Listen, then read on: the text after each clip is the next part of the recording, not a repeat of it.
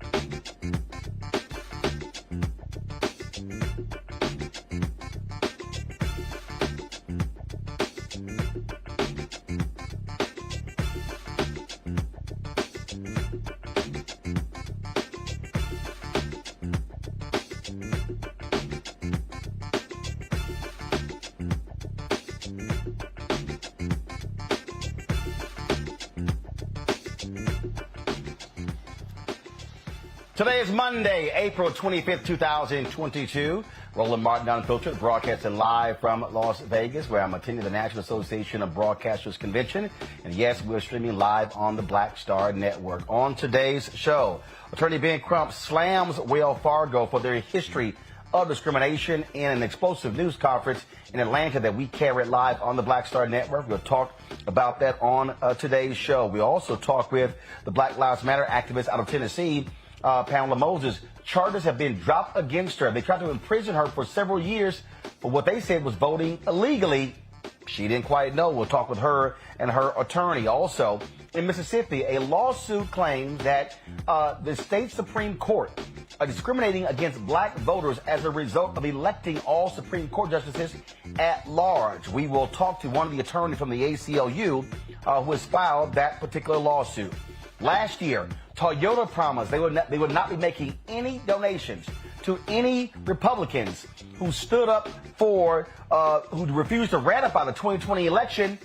So why is Toyota back to giving money to Republicans who chose not to ratify the election? Yeah, we'll break it down. Also, she was a freelance reporter for CBS News Corporation. She said the media company was grossly underpaying folks, disregarded labor laws. She is in a lawsuit now that begins this week in Miami. We will talk with that reporter and break down the legal battle she's embroiled in for the last several years with CBS. Folks, a lot of stuff we got to cover today on Roland Martin Unfiltered. It's time to bring the funk. Let's go. He's got it. Whatever the biz, he's on it. Whatever it is, he's got the scoop, the fact, the find. And when it breaks, he's right on time and it's rolling. Best believe he's knowing. Putting it down from sports to news to politics. With entertainment just for kicks, he's rolling. It's on go, roll, y'all. It's Roland Martin, yeah. Rolling with Roland now. He's funk, he's fresh, he's real, the best, you know he's Roland Martin now.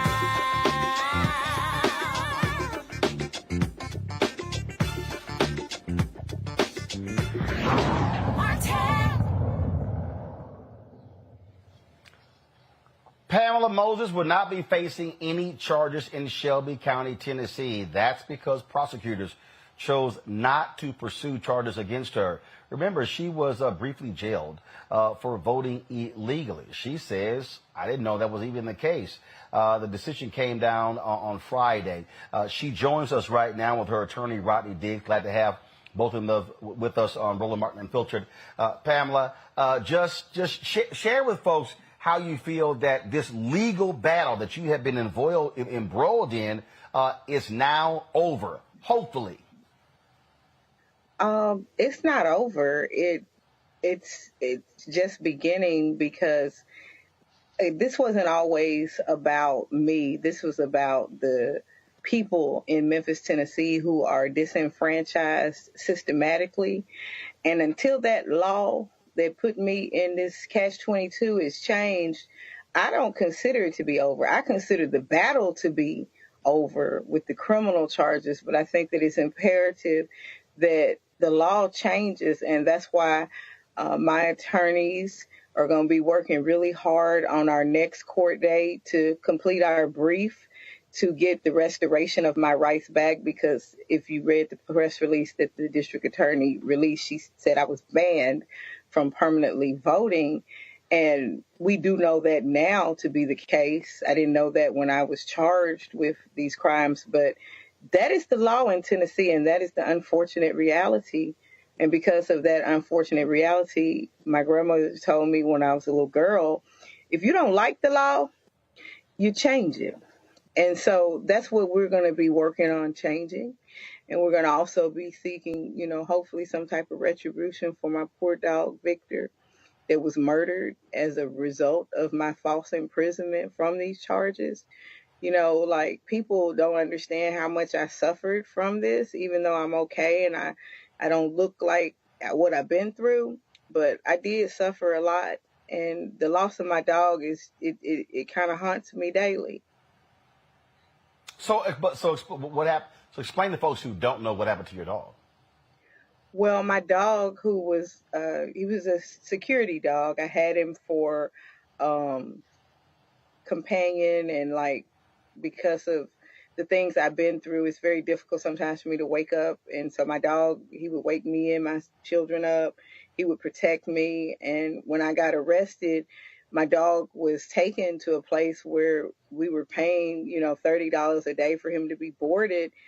And somebody decided that he should be murdered, or they called it put down, because they considered him to be violent or vicious. But my dog was not vicious. He was just out of his element. He was a Rhodesian Ridgeback, and we had him for almost 4 years, and ever since I'd had him, he had been like a part of our family. And his name was Victor Edward Johnson Moses. And so that's what I was told what happened to him. But like, we really haven't gotten to the bottom of it. But my dog was removed from my home with the intentions to be boarded somewhere. But the doctor who's not really a doctor in my opinion, because my dog's doctor, veterinarian, said they don't put down innocent dogs. Even if they, try to bite somebody or something like that, they take them to the pound, and none of that happened because it was my dog. They just said, kill it.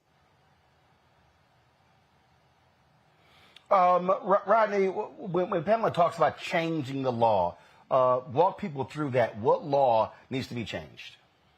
Sure, Roland. So you have this archaic law out in Tennessee that if someone is guilty or charged with either a misdemeanor or a felony, then their voting rights are taken away.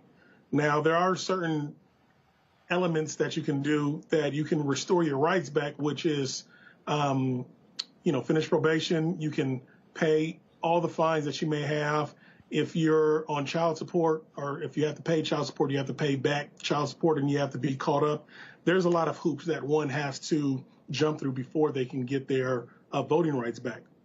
But the issue is we want to change the law to make it that it doesn't matter if you have a felony or if you have a misdemeanor, that your rights should not be taken away. I mean, it should be consistent with all the other states in the U.S. Right now. It's not consistent. It's very archaic.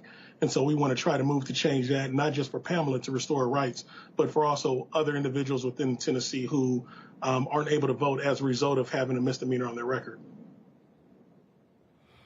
And Pamela, the reality is Tennessee has been one of those states that's frankly been tightening their voting laws. Republicans have been doing there, like Republicans have all across the country, making it more difficult for people to vote.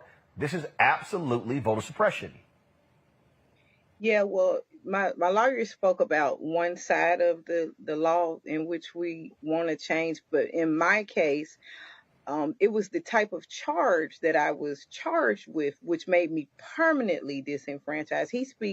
Speaking about just generally, if a person is convicted of a felony, but I was charged with tampering with evidence, which something which I, did not do before this voting charge. And that particular charge in 2006, the Republican legislators, they, with the Democratic legislators, had passed a law with the legislative intent to keep people who were in public office from committing crimes. They passed this law saying if you're convicted of tampering with evidence, which is a crime against the government, that you could never vote ever again. Some people who rob people have more voting rights than I do based on the current law. But that particular charge was not intended for lay people, but this particular district attorney has applied that law to me, and I was just a regular citizen, even though that wasn't the legislative intent. So until that is changed, because it was entered into law 2006, I will never be able to get my voting rights back. And we have a scheduled hearing with the circuit court judge here who's going to look at the constitutionality of that. And based on the attorney general's, reasoning with the law, that will either be changed or not. If that is changed, then that will open a door for many people. Because if you get caught with weed and you try to hide it or eat it, according to Tennessee's law, you'll never be able to vote again. That's how serious they have made these voter suppression laws.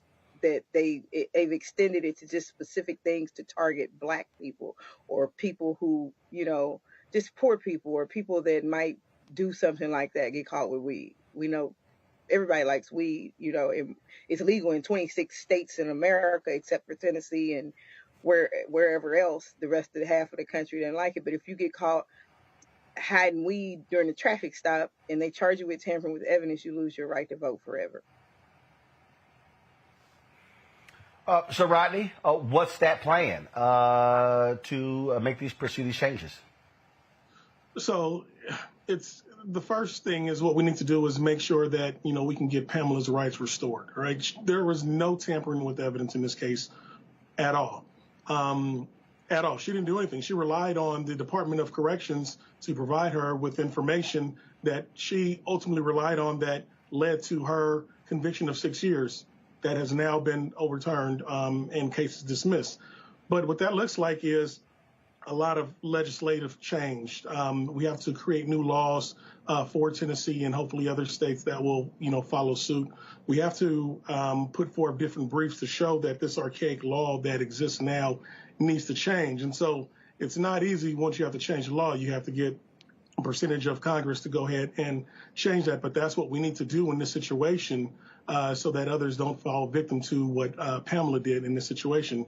And like what she's talking about, when you have little issues or legal issues that one may run into that, according to Tennessee, that it's a felony, which, some should not be felonies, but that it's a felony now forever, you cannot vote. And that's what's happening to Pamela. She can no longer vote because they indicated that what she didn't do when she was relying on the Department of Corrections was this tampering of evidence. And so this has to change, and that's going to change with some legislation. It's going to change with the lobbying. There's a lot of things they need to do to change this law in Tennessee.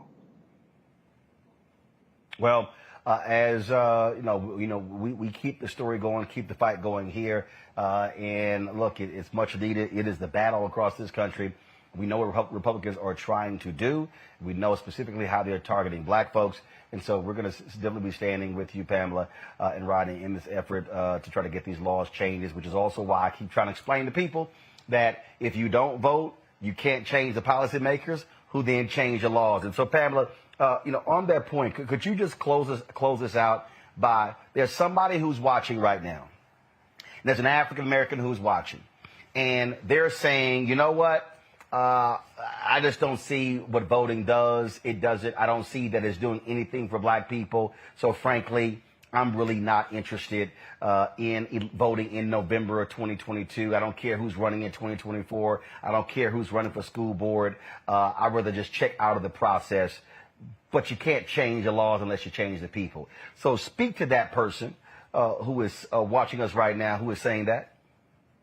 Well, I don't just want to speak to that person. I want to speak to everybody in Memphis, Tennessee. There is an election going on right now. November is not the most important election. That is the presidential election. But we have an opportunity here in Memphis to remove the person who did this to me. And I don't even care at this point who they pick. They could pick Mickey Mouse at this point. But we have an opportunity to do that. And whether you care about voting or not, people need to get out and vote in the primary and the general elections. Every dollar that is spent of our taxpayers, whether you're a convicted felon or not, our money is being spent on politicians to basically get a blank check to do whatever they want.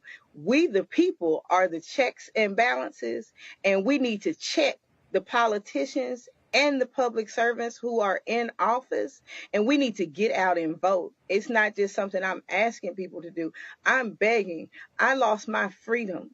I lost my dog. I lost opportunities that I'll never get again. I lost time with my child. And if you care anything about the future of America, whether you're Black, white, brown, red, tan, or gold, you need to vote. I wish I could vote. And you need to get out and vote. And if you want to vote for somebody in the DA race, I would vote for Linda Harris. And whether she wins or not, I'm going to support whoever is running against her. And I just beg people to get out and vote now. If you can't do it, if you're elderly, get an absentee ballot. They'll mail them to you. There's plenty of ways to vote if you don't want to go there because of COVID. Get an absentee ballot. That's proof that you voted. And I just thank you, Roland Martin, for this opportunity to speak to the people. I thank you for being diligent in covering my case and allowing me to get freedom. You know, I haven't got justice yet because I'm working still to get the rights restored. And hopefully, if I get my rights restored, this won't be the last you heard of Pamela Moses. I might run for mayor again. All right, then. Pamela, I appreciate it.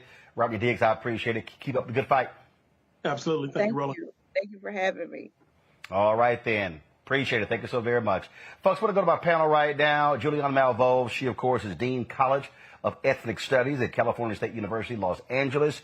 Reverend Jeff Carr, founder of the Infinity Fellowship in Nashville, Tennessee. And shortly we'll be joined by Dr. Amakongo Dibinga, professorial lecturer at the School of International Service, American University.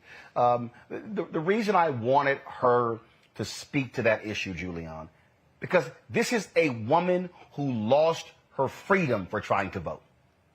Mm-hmm. This is not a conversation we're having about freedom fighters singing in Parchment Prison in Mississippi. I did it when you started, but now I can't. 1965. This is not any of that. This is literally someone who in 2021, 2022, where they were talking about taking her freedom away. This is the same as Crystal Mason in Texas. And so people who sit here and whine and complain and say this stuff doesn't matter, that woman tried to vote and went to prison. Yep. For almost 3 months, it seems, 86 days. It's absurd. And the racism implicit is absurd. As she said, you have people, you know, thieves, all kind of other things. They still get to vote. I can't hear it. But she doesn't get to vote. So now I can hear it. This is a systematic, we are back in post-Reconstruction era. I mean, at a micro level, which will turn into macro if we let it go. So this is not just about her.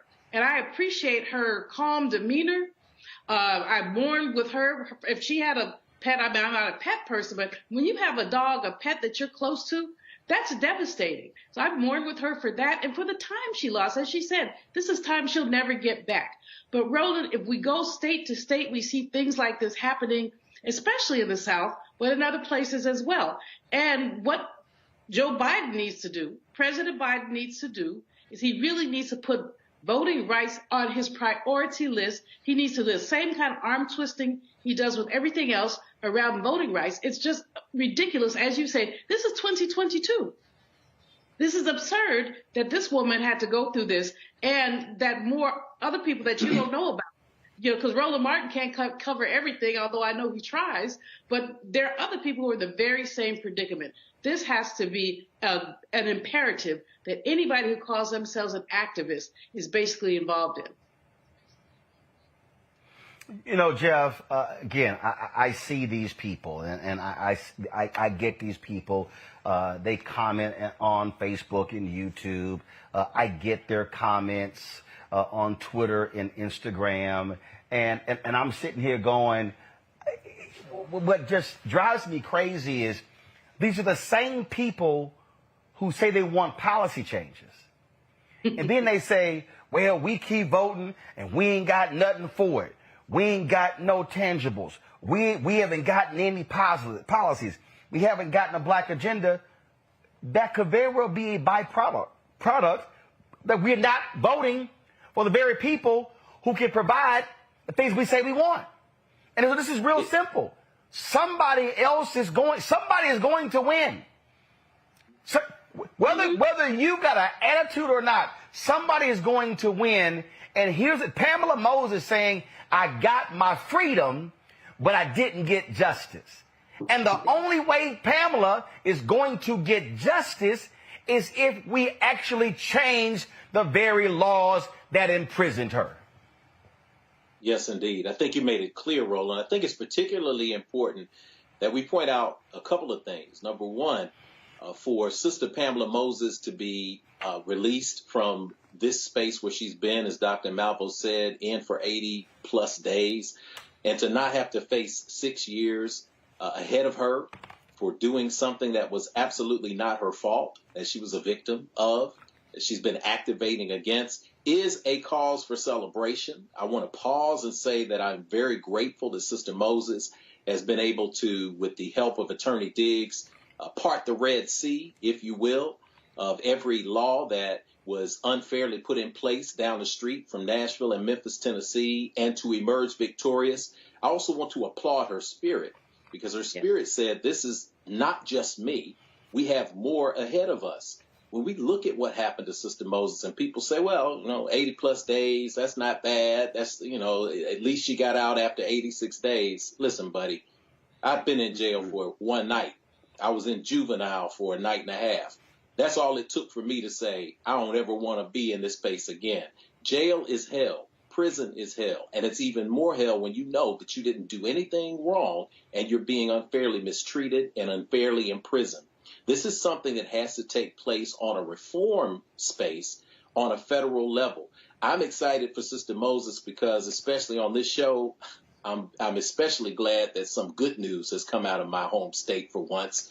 But as this good news emerges, she made the clear connection point between what happened to her, what could potentially happen to someone else, and how we can fix that, particularly in a city like Memphis, which is overwhelmingly African American. In West Tennessee, people, y'all got an opportunity from Whitehaven to Orange Mound to South Haven to every single neighborhood in that city to absolutely make a change that will benefit people like Sister Moses and everyone who will come after her.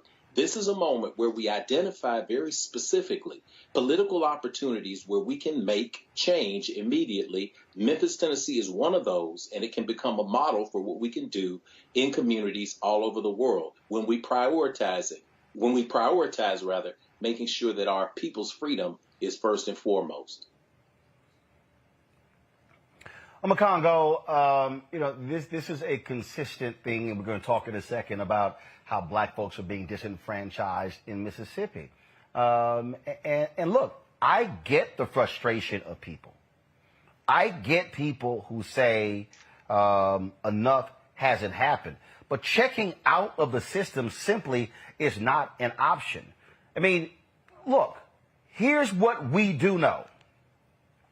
Right now, the Republican Party, they are running upwards of 20 people for secretaries of state across the country who believe and advance the big lie. You've got former Senator David Perdue running for governor in Georgia, knowing damn well the election was fair. He opens the debate the other night saying the election was stolen. We now see the text messages from Marjorie Taylor Greene, where Republicans were saying that Donald Trump should impose martial law to keep Joe Biden out of the White House. That's what we're dealing with. And if people don't get their head out of their asses, black people, white people, Hispanic people, Asian people, Native American people, gay people, straight people, Baptist, Methodist, Episcopal, Catholic, Buddhist, atheists, those thugs are going to win the House. They're going to win the Senate.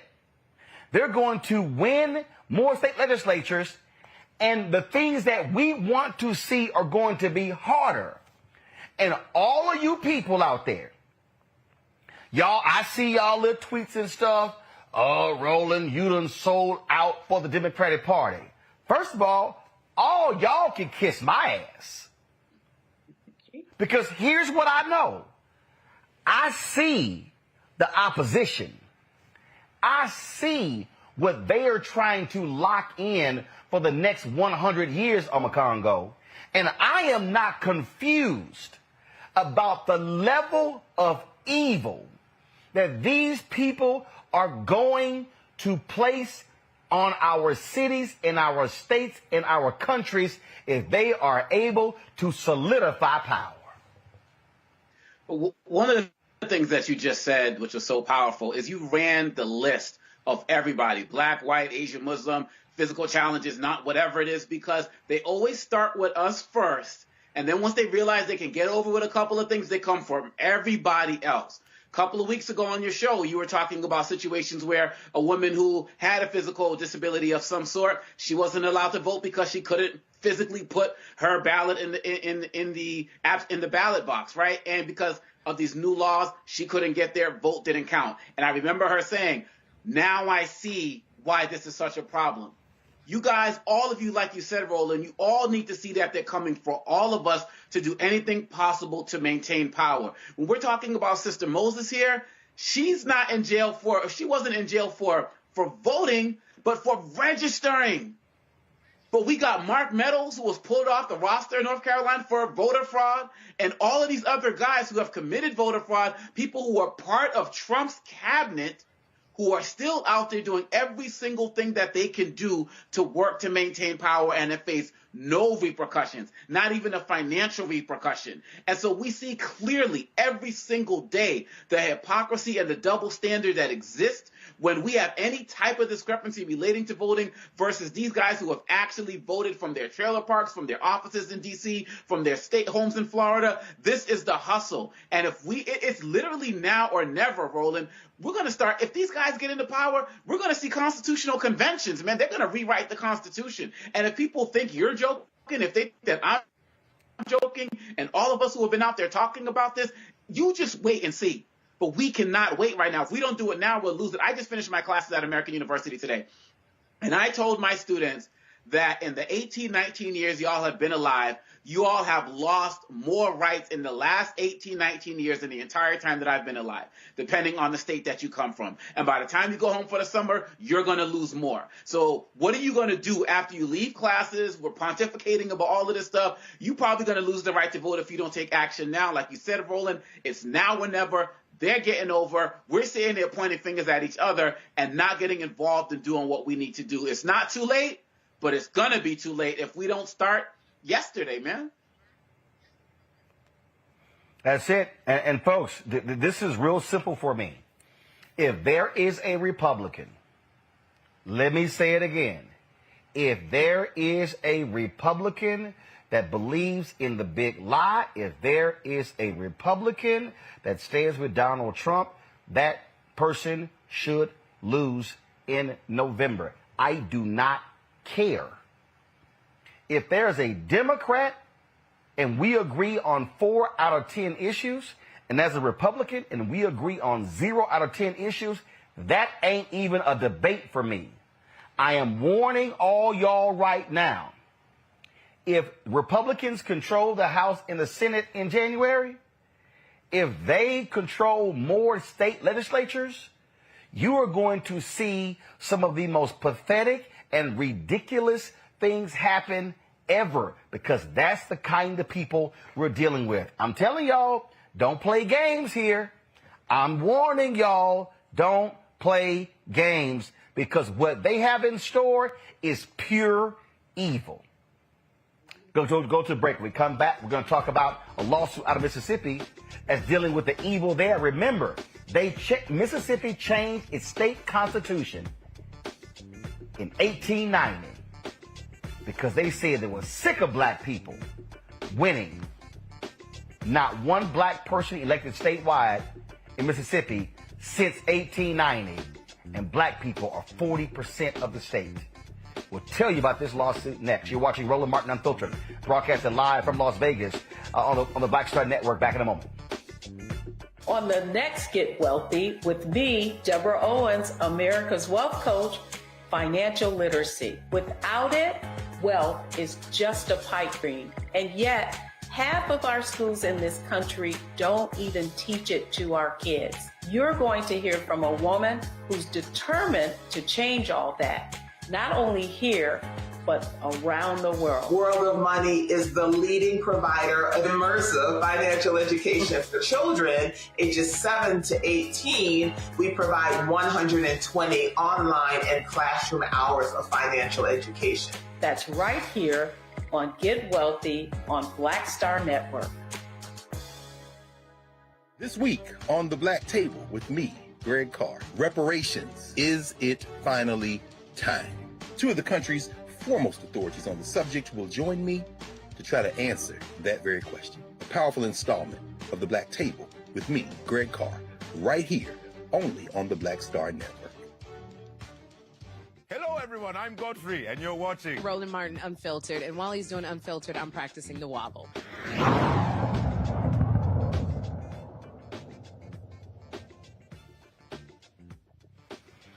All right, folks, the battle for voting continues in this country, and it's taking place in courtrooms across America.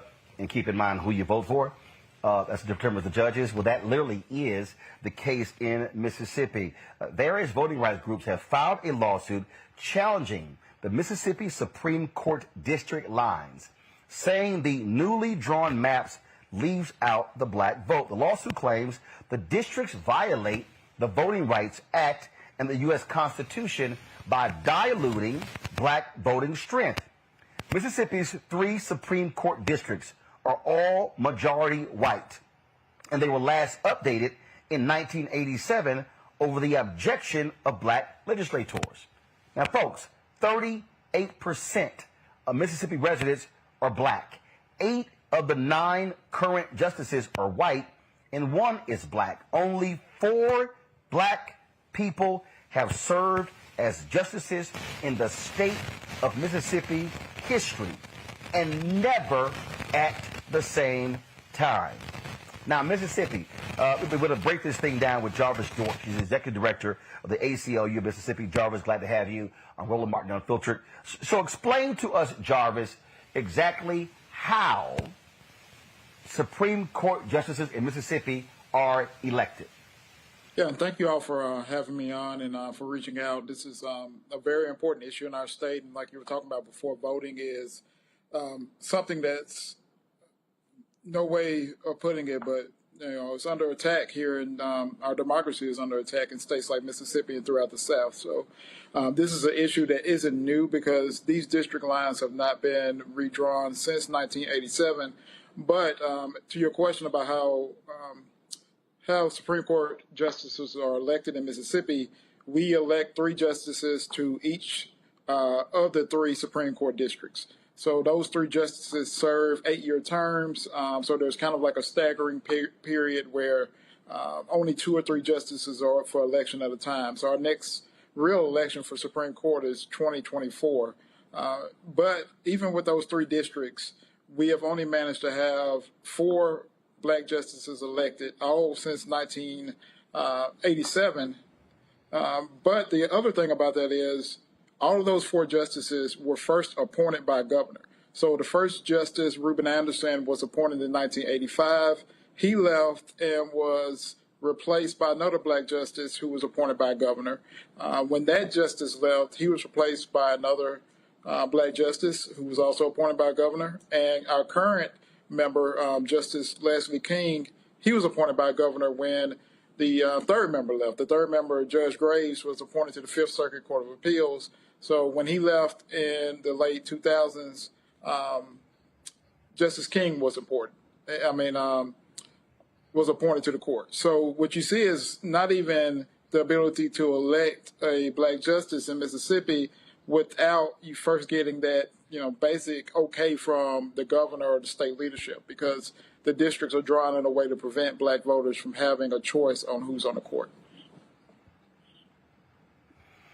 So, so explain these 3 districts, because so how's it breaking down where they disenfranchise black voters? So the districts I'm sorry, go ahead. Yeah, one thing they do, and these districts, like I said, have been in place since 1987. Before that, they were in place since the 1940s. So there wasn't that much of a change since the 40s to the 80s. You've only moved a couple counties around. The biggest thing that is done to dilute the black voting strength is that the Mississippi Delta is split. It's half the Delta is in the northern district, the other half is in the central district, or the first district. That's the district we're talking about. That could be majority black. And the district right now has a high black population, but we've seen that it's not enough in most cases for a black candidate or a candidate that is the choice of majority of black voters to get elected. There are other issues within the district. How did the ACLU parse the data to come to that conclusion? About the elections? No, in terms of looking at the data to say there wasn't enough to elect someone of their choice. How did you go through what did the data reveal? Yeah. The data reveals that our voting in Mississippi is very racially polarized. We had a black woman that ran for the state Supreme Court in 2020. And based on the data that we saw in that election, 95% of white voters voted for the white candidate. And these are nonpartisan. Wow. Elections. So you're seeing a lot of racialized voting. And this is something that prevents someone like that candidate who was a sitting member of our Court of Appeals, highly qualified, but she lost that election because this district is, the district could be changed and, very easily to elect, or not necessarily elect black candidates, but allow black voters to elect candidates. But in this case, that's one of the clear examples of this district is how racially polarized people vote in that district. Wow. Questions from my panel. First, Omakongo, your question. First of all, thank you for this work and bringing it to attention. I got to admit, I was floored by the part where you said that the 4 black judges that we had were appointed by the governor, and it really speaks to how deep the system works there. One of the things I'm wondering is that, do you feel like with these types of lawsuits that we can actually put ourselves in positions where we can get long-term changes as it relates to how the redistricting works, or is this just going to be a one-time thing that is only going to be effective as we come up to 2024? For us, we're looking at a long-term strategy about having better representation in our state. I think you start at the top and realize, as Roland mentioned, we have never had a black person elected statewide in a state that's 40% black. We often see pictures like the one he showed of our state Supreme Court, where you have state leadership. In that case, you at least have one black member. But a lot of the times you see our state leaders in a picture and it's all white, usually all white males. What we want to start doing is, starting with the Supreme Court, allow Mississippi voters, black kids growing up in Jackson or in the Delta, to see that you can have representation on this court and that there's no limit on where you can get to in Mississippi. And that includes, even being governor of Mississippi. But there's also some other systematic things that we need to take on beyond the Supreme Court. Our trial courts are heavily racialized as well. We have 22 district attorneys in Mississippi based on circuit districts that are created by the legislature. Of those 22 district attorneys, only 5 are black. And again, this gets back to a state that is 40% black, and we're not electing black candidates to represent us in our criminal justice system.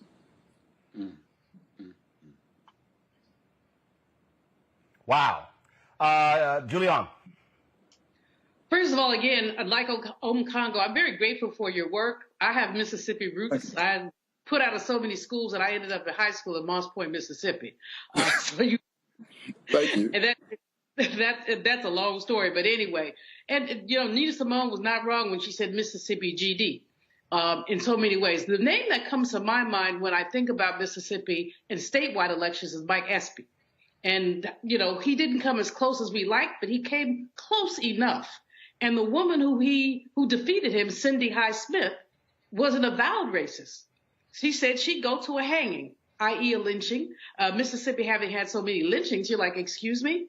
And she is the sitting senator at the moment. What where are the white allies of Black people in Mississippi? Obviously, if we're just 40% of the population, that's an overwhelming number compared to other states. But obviously, we can't get 11% of white people to go with us. What does it take to get white allies in Mississippi? That's a question folks have been talking about for the last, I'm 40 years old, so my involvement in this is relatively new, but, you can't help but look at the numbers and think that Mississippi's electoral outcome should be different, that this should be more of a purple state from the door. If you start off with a base of voters, Black voters, that could, form a coalition with white voters. But we have a history in our state where I think that the leadership in our state since the 1890s, when that state constitution was created, understood that there was a possibility of poor rural white voters forming a coalition with Black voters to control the state. And they have done a hell of a job making sure that white voters think first about race before thinking about policy and voting in Mississippi.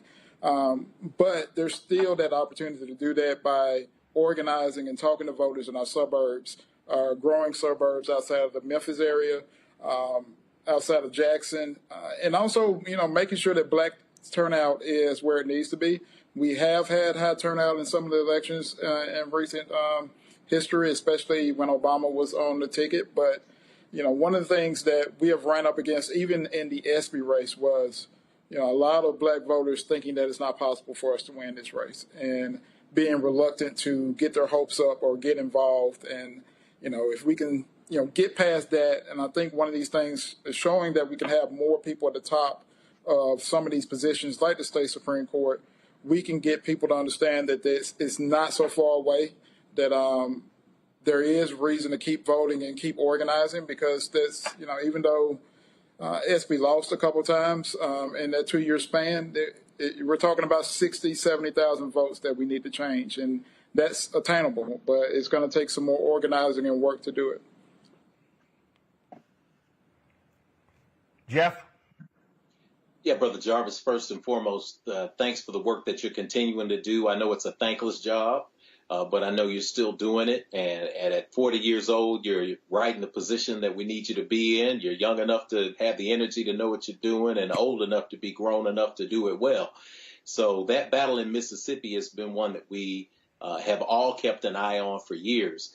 We'd love to see what the Attorney General thinks, and I know some news outlets reached out to him today, but apparently in Mississippi it's Confederate Memorial Day, so state offices are closed. That should tell you a lot right there.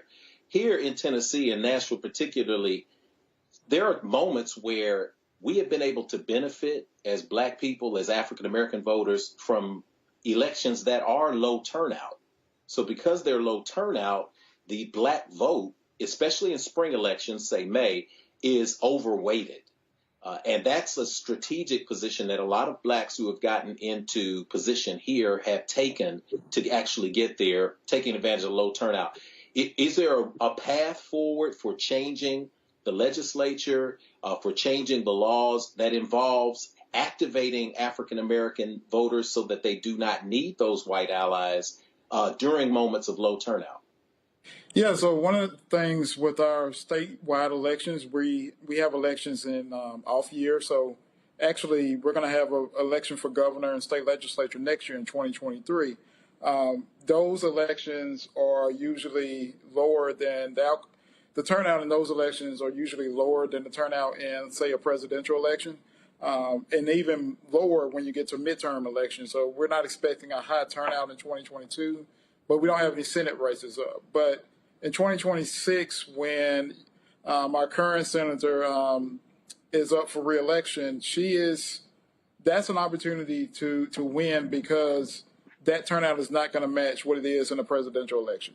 The presidential election is going to drive the turnout in Mississippi, which is going to make it harder for Black folks to overcome those numbers when folks turn out for someone like Trump or whoever the candidate is in 2024. So you're exactly right. There is an opportunity for us in these years like 2023, 2026 to, change the electorate and make the electorate more favorable to us by turning out in high numbers. And coming out and, you don't want to say surprising, but if you come out and make the electorate what you want to be in those years, you could win those races. I think that's also the challenge that Mike Espy had in 2020, overcoming all of the folks that were coming out to vote for Trump. Despite being, running a great race, he had to overcome that. Got it.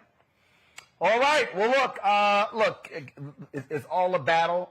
Keep it going. And the reality is, hopefully, we will see some changes in the court system there. But this is also, again, I keep talking about why voting matters. If Republicans have they've gutted the Voting Rights Act as a result of the conservatives on the Supreme Court, and so you're using the VRA as your legal basis for this. But when they gut it, that makes it even more difficult. And so that's why voting for president determines who gets to pick Supreme Court justices. And so I just keep telling people that all of these things are linked together. We can't act like they're wholly separate. That's right. All right. Jarvis, I appreciate it. Thanks a lot. Appreciate it. Thank you all. All right, folks. Got to go to a break. We come back. Toyota, Wells Fargo. Oh, we're discussing next. Toyota, stop giving money to Republicans who refuse to certify the 2020 election. Oh, but they quietly started giving money back. Wells Fargo, Attorney Ben Crump is slamming them for the discriminatory practices, saying they are preventing black opportunity. We'll show you some of today's news conference, which we stream live on the Black Star Network. Folks, you're watching Roland Martin Unfiltered, broadcasting live from Las Vegas on the Black Star Network. Don't forget, download our app. Our goal is to get 50,000 downloads by May 1st.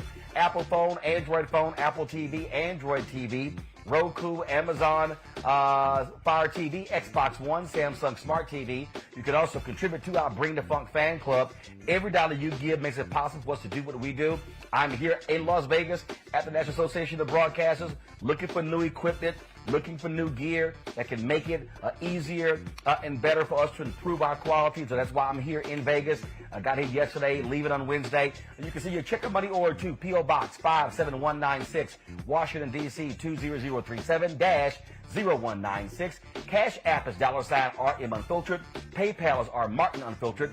Venmo is RM Unfiltered. Zelle is Roland at RolandSMartin.com. Roland at RolandMartinUnfiltered.com. We'll be right back. I'm Dr. Jackie, and on a next A Balanced Life, it takes a village to raise a child, and truer words have never been spoken. If you're raising a child, you know that it's a blessed challenge like no other. Even more so if your child has a disability. We'll talk to parents and our expert panelists about the best way forward for your child to help you maintain your own sanity on a next A Balanced Life with Dr. Jackie on Black Star Network.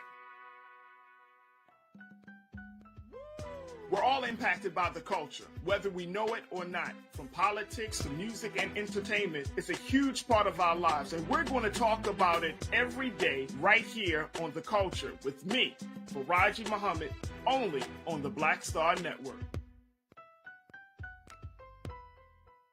When did you know that this is what I want to do?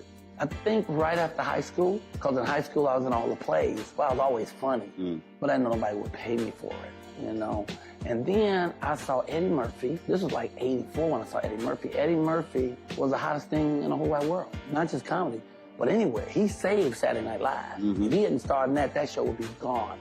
He had done 48 Hours, Trading Places, his first Beverly Hills Cop, could wear the hell out of a red leather suit, and he wasn't but 23 years old.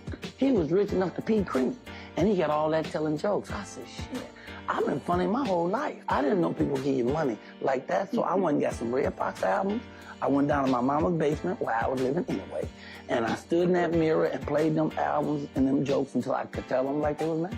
Wow. And that started me doing jokes, and then I went and did comedy in the street. I was standing on State Street, tell jokes and pass my hat, and white folks would come up and just hand me money, and I liked it.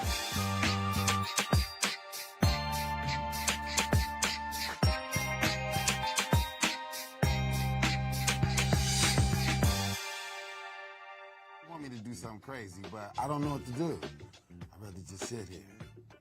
Hi, this is Cheryl Lee Ralph, and you are watching Roland Martin, unfiltered.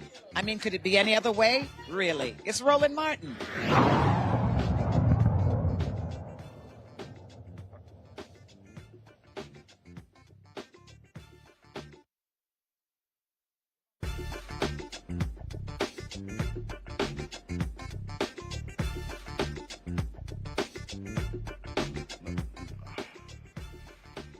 All right, folks, last year when a number of Republicans stood with Donald Trump and did not want to certify the 2020 election, a number of corporations were feeling themselves, announcing they were going to stop giving money to Republicans who do so. But then they quietly started back. Toyota is one of those people, okay? Folks at popular.info are reporting that Toyota has secretly resumed its donation operations without sending out an official press release. Popular Information claims the recipients of Toyota's March 2022 donations were members of Congress who have demonstrated hostility to democracy before and after January 6th, including Indiana Congresswoman Jackie Walorski, Tennessee Congressman David Kustoff. We reached out to Toyota for an official statement, and here's what they share in response. After a pause of 6 months, during which time Toyota had extensive discussions with internal and external stakeholders, Toyota's employee PAC, like others in the auto industry and nearly 800 companies and industry groups nationwide, has resumed contributing to some members of Congress. We will not support those who, by their words and actions, create an atmosphere that incites violence. Toyota's employee PAC will continue its long history of giving equally to Democrats and Republicans based on the best interests of our company, workforce, and the U.S. automotive industry. Now, last year, Toyota announced it would no longer donate to the 147 Republicans who objected to the certification of the Electoral College. The company was among many corporations that issued promises in response to the January 6th insurrection.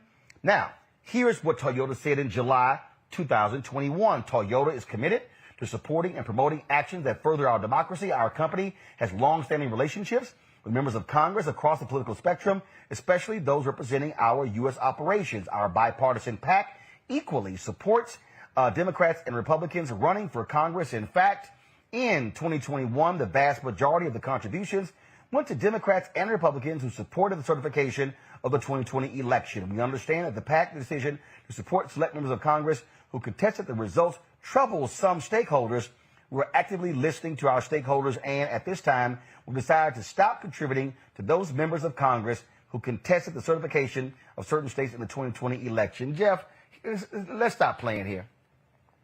The fact of the matter is this here. Toyota is playing games with these statements. They're playing games. Okay? Sure. And the fact of the matter is, they sat there and said, we'll do this for a short term, folks. Then all of a sudden, when folks aren't not looking, we'll be back. Well, at least they were clear about it. You know, I used to do community organizing back in the day, and I would train neighborhood leaders on how to bring people together around issues. And whether you're following a grassroots model or a model by great organizers like Saul Alinsky, who taught models that President Obama actually put into place in Chicago and surrounding areas for great success, all great minds who organize know one thing, that we all as individuals, as groups, as organizations, as corporations are motivated by one thing, self-interest. They said it in the statement that we saw. That's why after saying that they would not contribute to people who challenged the certification, we see that between 2021 and now, they quietly went back. Over $55,000 contributed to several dozen lawmakers who were a part of the movement to not certify the election, people who are believing that Stop the Steal is real. When you connect these dots and you clearly see that they're going to go back to what they do anyway, it's no accident that you have the issues that you had in a story that you have been covering in an ongoing way in Mason, Tennessee. and Stanton, Tennessee, and the West Tennessee areas where Ford is relocating. The trouble that Mason is having is with Republican lawmakers who have decided to take over the state's finances because they invested $500 million with Ford to make sure that they could have infrastructure in place. That means that they are voting as a Republican legislature in Ford's best interest. So what do you think Ford will turn around and do? When Toyota says we're going to support candidates on both sides of the aisles, we're going to do this, they're doing this in their own self-interest. So they're going to make sure that they're voting for people who are going to contribute to putting in place infrastructure for their plants. We're going to make sure we're going to vote for candidates who are going to support incentives, tax incentives, and whatever we need for our company to be strong. In a capitalistic society, unfortunately, this is the kind of thing that happens. It was in their self-interest to be a part of the faux protest that was going on around the world when people were aghast at liberty and justice and freedom being challenged here in America. So at that point, it very much was in their self-interest to join the crowd and to stand up and to get extra publicity for saying, we will not support candidates who supported this insurrection. But now that things have died down from their perspective, when they look at their bottom line, they have to now go back to the process of pay to play, which happens on both sides, but in this case, absolutely contradicts what they publicly spoke out against just several months ago. Indeed. And so the thing here, this is why what popular.info does is important, Julian, because people need to know. We saw this in Texas. Republicans passed their anti-abortion laws. They passed their voter suppression laws. And you saw companies like AT&T, others, sending them major contributions. They begin to say, well, oh, no, we're not looking at those issues. We're looking at other issues. But the bottom line is they literally are funding this system that is disenfranchising Americans. You know, Roland, predatory capitalism is a trick bag. Predatory capitalism is really about how politics and capitalism collide. That statement that you showed was very interestingly worded. I won't say carefully, but it was carefully worded, but very interesting. We give equally to Democrats and Republicans. Well, Democrats and Republicans are not equal fools. I mean, you can't find a Democrat who supported that nonsense on January 6th of 2021. But virtually, 140 some Republicans did. So giving equally means you're supporting the corrosion of the democratic system, but at the same time, which serves you, you're propping up the predatory capitalist system. So, you know, Brother Carr, I appreciate the background about what's going on in Tennessee and what the investment piece. Because what do we always say? Follow the money. We follow the money. It's not Toyota's money. It's the money that the state legislatures and Congress has done to enable Toyota to do exploitation. And when they talk about the auto industry, what we have to look at in terms of auto industry, who's employed, what are they earning? You know, what's his name? I'm not a huge fan, but Henry Ford always said you have to pay people enough so they could buy the product. So he wanted people who work for Ford to be able to buy a Ford car so that basically stimulated demand. What Toyota is saying is that stimulating demand is more important than principle. But we knew this. This is not new information. So it's just really funny the way they put it out there. People clapped. Oh, yeah, they're woke. No, they're not woke. And woke doesn't matter. You can be as woke as you want to. Then you got to get out of bed. And when Toyota gets out of bed, they're going back to exploitation. They're going back to supporting vapid, evil Republicans. And when we look at what these people are doing, taking away voting rights, gerrymandering, attacking our schools, attacking our teachers, attacking our school boards. Toyota Motor Company, if they're supporting that kind of nonsense, we need to look at where we buy our cars. I keep trying to explain to folk Congo. If you want to understand anything in America, what you have to do is follow the money.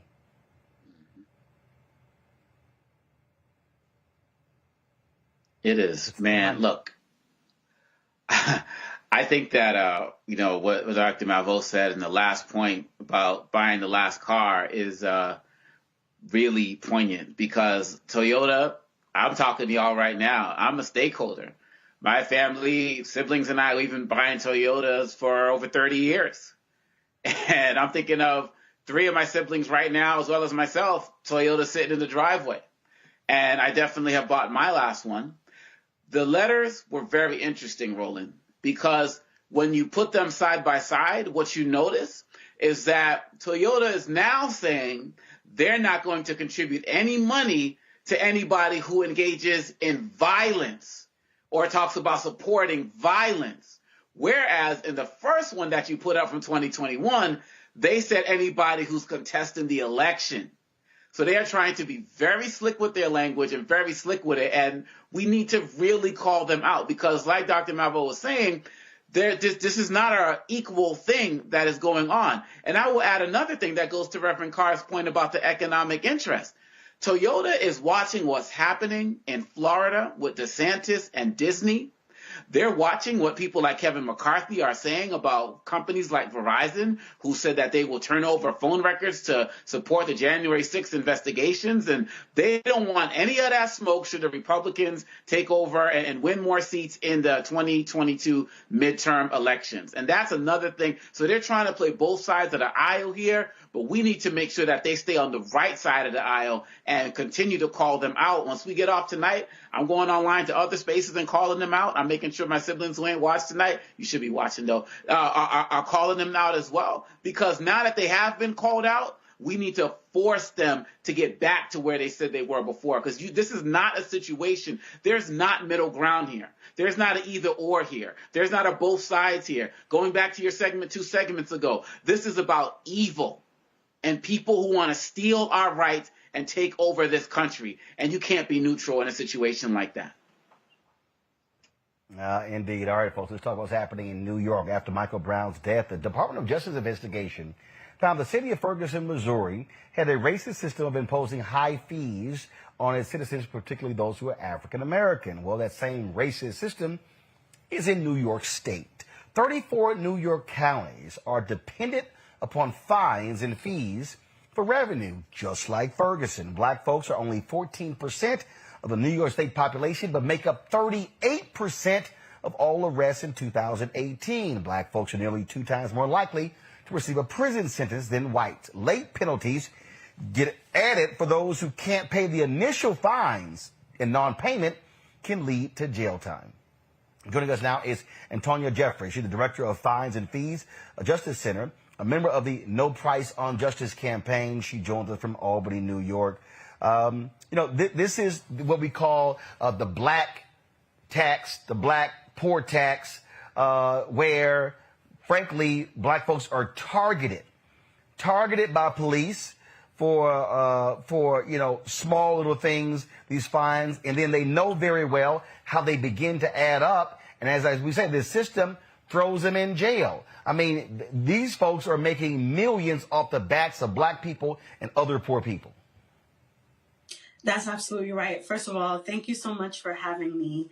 The New York's Ferguson Problem report actually came out of the realization that the mandatory surcharge, which is New York's most predatory fee, disproportionately impacts low-income communities and particularly black communities all across the state of New York. There was this pattern of disproportionate policing in our communities where police officers were used as armed debt collectors to go solicit money from these fines and fees from these communities, unduly putting them in contact with law enforcement when they otherwise would not be. And so again, people, folks think about, New York, that's a blue state. That ain't got nothing to do when it comes to the money. Absolutely right. And I say this all the time, especially when I'm talking about this report. New York is supposed to be this progressive beacon of light, but there's a lot of antiquated laws still on the book in the state of New York if you go through. The mandatory surcharge in its current iteration has been in place since the 80s, and it was issued at a time where federal funding to states had been decreased. So states were looking for ways to raise revenue, and the mandatory surcharge came up as a solution. However, it was not reevaluated once the conditions changed. Once federal funding changed, it was not reevaluated. It steadily increased. And because Black communities are disproportionately ticketed, given citations, and arrested, they bear the brunt of all of the fines and fees in the community that goes towards raising revenue for the localities. It's not like these fees have all sorts of different types of names that suggest where they go, but New York does such a poor job of tracking it that we can't even tell if the money is going towards what it says it's going towards. For example, a conviction bears a fee for a DNA databank fee, even if no DNA is collected as a part of that conviction. That fee is mandatory, but because there's such poor collection mechanisms, we don't even see that the fee actually goes towards DNA databank. It goes into the general fund, and then it goes right back into raising revenue for the localities. And it's ridiculous that it's happening on Black and brown people's backs. What are y'all doing? Is this a question of changing laws in Albany, the state capital? Is it a matter of, do you have to actually go to each one of these counties, each one of these cities? So it is a state law. The mandatory surcharge are a set of state fees. What we see is that sometimes when a fee is assessed, say for a traffic ticket, they will go to court. The person who received the ticket will go to court, and then it will be pleaded down to a lesser charge so that that money goes to the locality. So it's under the guise of public safety because that's why they're supposed to be getting these tickets. But really, it's just a form of regressive taxation. And because it's the Black and brown communities that are disproportionately ticketed, that's where all the money is coming from. And you mentioned there are 34 localities across New York State that are as reliant or more reliant than Ferguson was at the time of Michael Brown's death. And that's important because Michael Brown might not have encountered the police at all if it weren't for police being used in this way for debt collection, for local revenue raising. And so the No Price on Justice Coalition has a bill that we've introduced and that we've been advocating for that would eliminate the mandatory surcharge, which are these fees that are collected. And it would also stop the practice of incarcerating people for failure to pay fines and fees. Debtors' prisons has long been thought of to be eliminated. It's something that's so archaic, but there are mechanisms within the law that still allow people to be jailed for failure to pay a fine for something that is a poverty-related issue. Even down to very recently, one of our partners represents a client who was jailed at Rikers in the height of the humanitarian crisis for inability to pay a traffic ticket. That can upend people's lives, especially in lower income communities. And it's not just in New York City. It's in all of the major cities across the state, in Buffalo, in Rochester, in Albany, in Syracuse, in the Hudson Valley. There are pockets of Black and brown communities that are being disproportionately targeted and ticketed and buckled down with these fees. All right, then. Well, look, the battle continues. There's so many fights that we have, and so we got to fight them on all fronts, and we certainly appreciate the work that y'all are doing there in New York State. Thanks a lot. Thanks for having me. All right. Folks, going to a break. We come back. We're going to talk about a lawsuit against CBS. Lawsuit says they are grossly underpaying people, and it impacts a lot of Black people and other minorities. Also, Attorney Ben Crump going after Wells Fargo, saying they are denying Black people opportunities to be able to build wealth because of their discriminatory practices. We'll show you some of that news conference and discuss it with our panel as well. Folks, a lot of stuff we're covering here as Roland Martin Unfiltered is coming to you live from Las Vegas, site of the National Association of Broadcasters Convention. I'll be back on the Black Star Network in just a moment. On the next Get Wealthy with me, Deborah Owens, America's Wealth Coach, financial literacy. Without it, wealth is just a pipe dream. And yet, Half of our schools in this country don't even teach it to our kids. You're going to hear from a woman who's determined to change all that, not only here, but around the world. World of Money is the leading provider of immersive financial education for children ages 7 to 18. We provide 120 online and classroom hours of financial education. That's right here on Get Wealthy on Black Star Network. This week on the Black Table with me, Greg Carr, reparations. Is it finally time? Two of the country's foremost authorities on the subject will join me to try to answer that very question. A powerful installment of the Black Table with me, Greg Carr, right here, only on the Black Star Network. This is Judge Mathis. What's going on, everybody? It's your boy, Mac Wiles, and you are watching Roland Martin Unfiltered.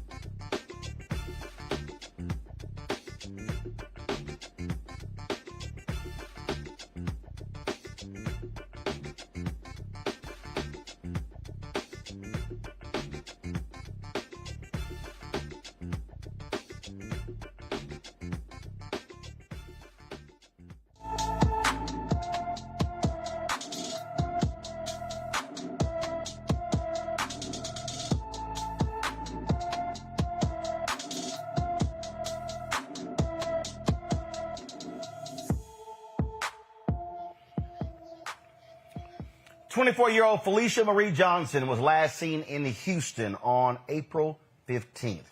Felicia is 5 feet 4 inches tall, weighs 150 pounds, with long black hair and has brown eyes. She has a large butterfly tattoo with 2 roses on her right shoulder. Anyone with information on Felicia Marie Johnson's disappearance should call HPD, the Houston Police Department's Missing Persons Division, at 832-394-1840. That's 832-394-1840.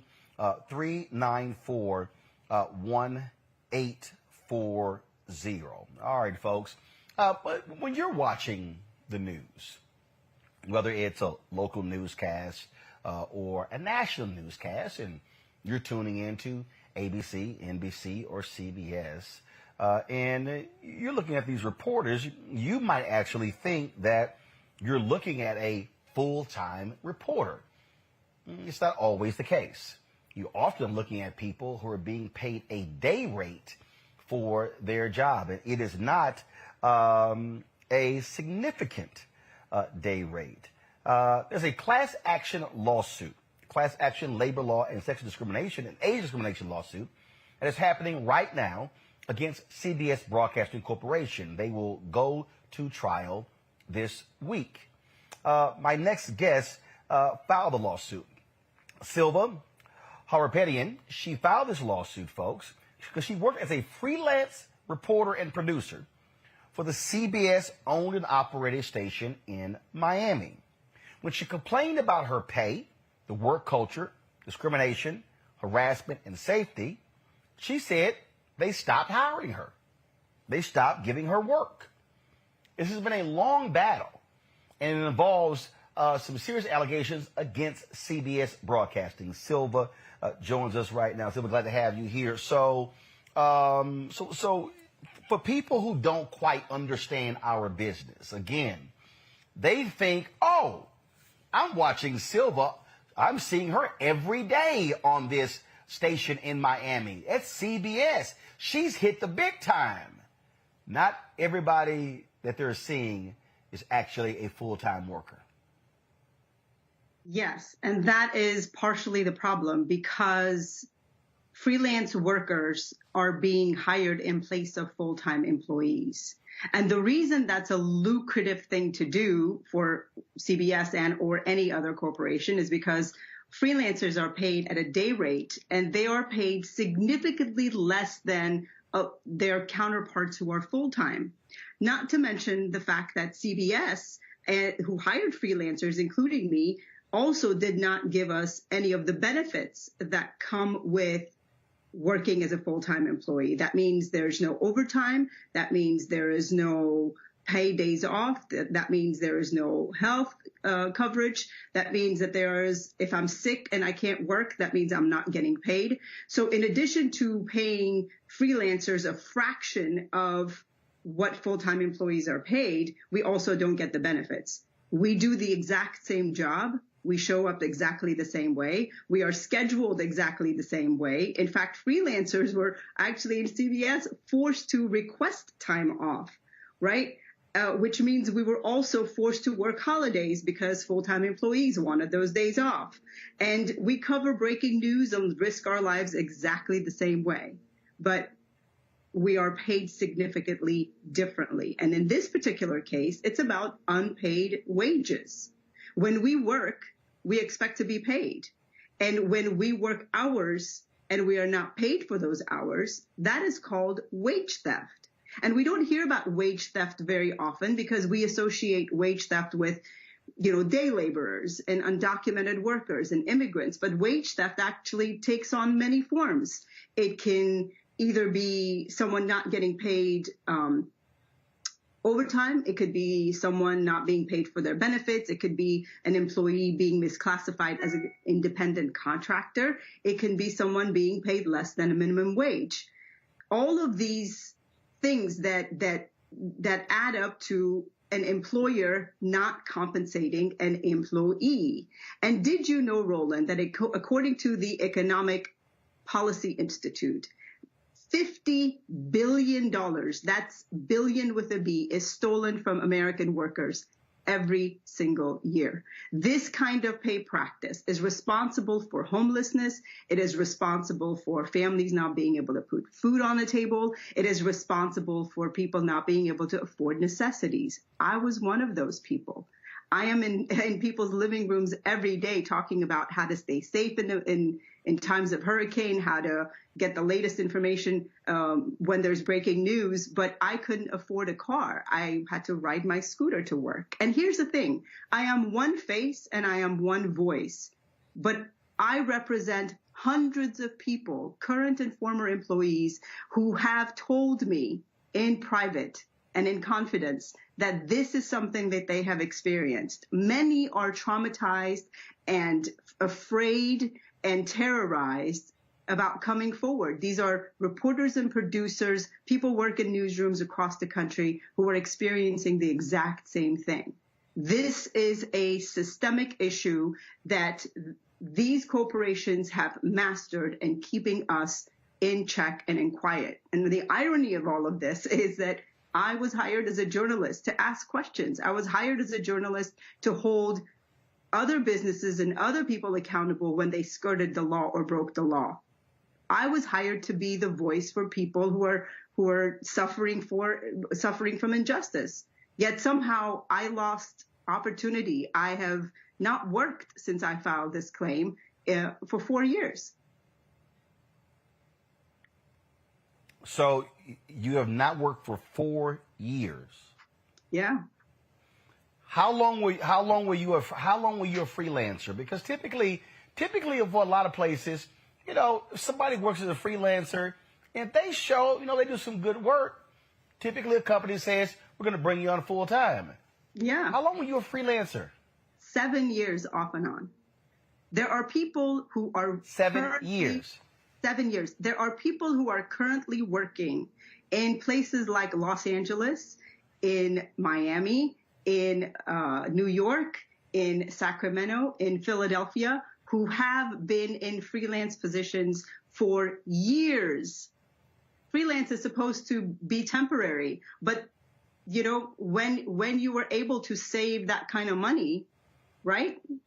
You keep the labor costs low and you keep stock prices high and people are able to collect their dividends. Very few people ask questions about the people who are actually doing the job. And everyone is you are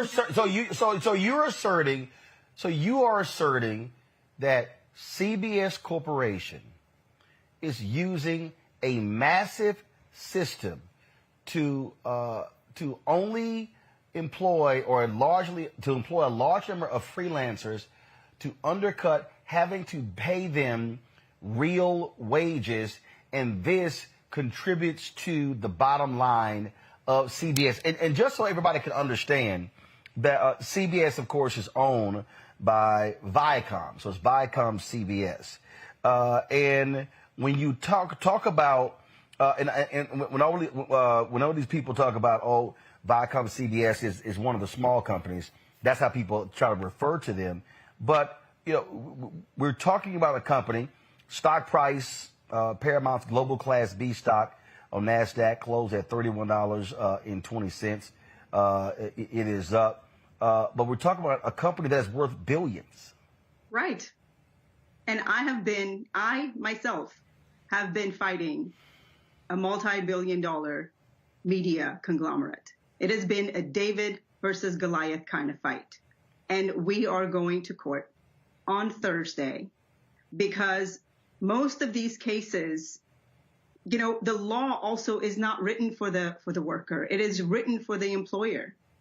A lot of cases are either thrown out or cases are settled behind closed doors with employees forced to sign confidentiality and non-disparagement agreements. And when that happens, the employer gets to also include in that document that they deny all claims. I think it's about time that a jury of my peers is able to see the facts for what they are and is able to say what is really happening. When you take the law and conveniently interpret it in a way that allows you to steal from your workers, which is what happened to me, and refuse to pay overtime and hours that we worked, somebody has to be held accountable. And something needs to change. I actually like your guest earlier who said, if you don't like the law, change it. Perhaps it's time we change things. We looked at these labor laws and asked questions. When is enough enough? This is not just a problem within an organization. It's also a problem within the industry. And it's also a systemic problem within the law that essentially does not work for the employee. I'm going to ask you this question before I take it over to allow my panel to ask questions. You said you haven't worked in 4 years. I'm sure you've had friends and family and former co-workers, maybe even lawyers say, Silva, look, settle this. Just take whatever they give you and just move on with your life. Why have you been so insistent on wanting this to move forward and go to trial? Roland, I remember growing up in Iran, and I remember witnessing the Iranian Revolution. And I remember hearing stories of journalists being kidnapped and journalists being jailed and journalists being beheaded. And I remember watching the news with my family, and I remember seeing men mutilate bodies of female mannequins and sawing off their heads. And I remember seeing images of disfigured women who had had acid thrown on their bodies. And these were images that were used to keep people within that patriarchal, oppressed society in check. My mother told me that those images were used to show what would happen if you didn't follow the rules. That's the society I come from. In this country, I've had an opportunity to be a journalist. I've had an opportunity to tell the truth. I take the work and what it's about and freedom of speech very seriously because I have experienced in my life what happens when those things are compromised. And here we are. As a journalist, I am hired to tell the truth. I am hired to ask questions. I am hired to do the work. Yet somehow the truth in this case is conditional. I have not wanted anything other than to get back to work. I wanted to clear my name. I wanted them to hold themselves accountable and acknowledge what's been done. We haven't talked about the people that were fired for putting these types of systems and pay practices in check and at work within CBS.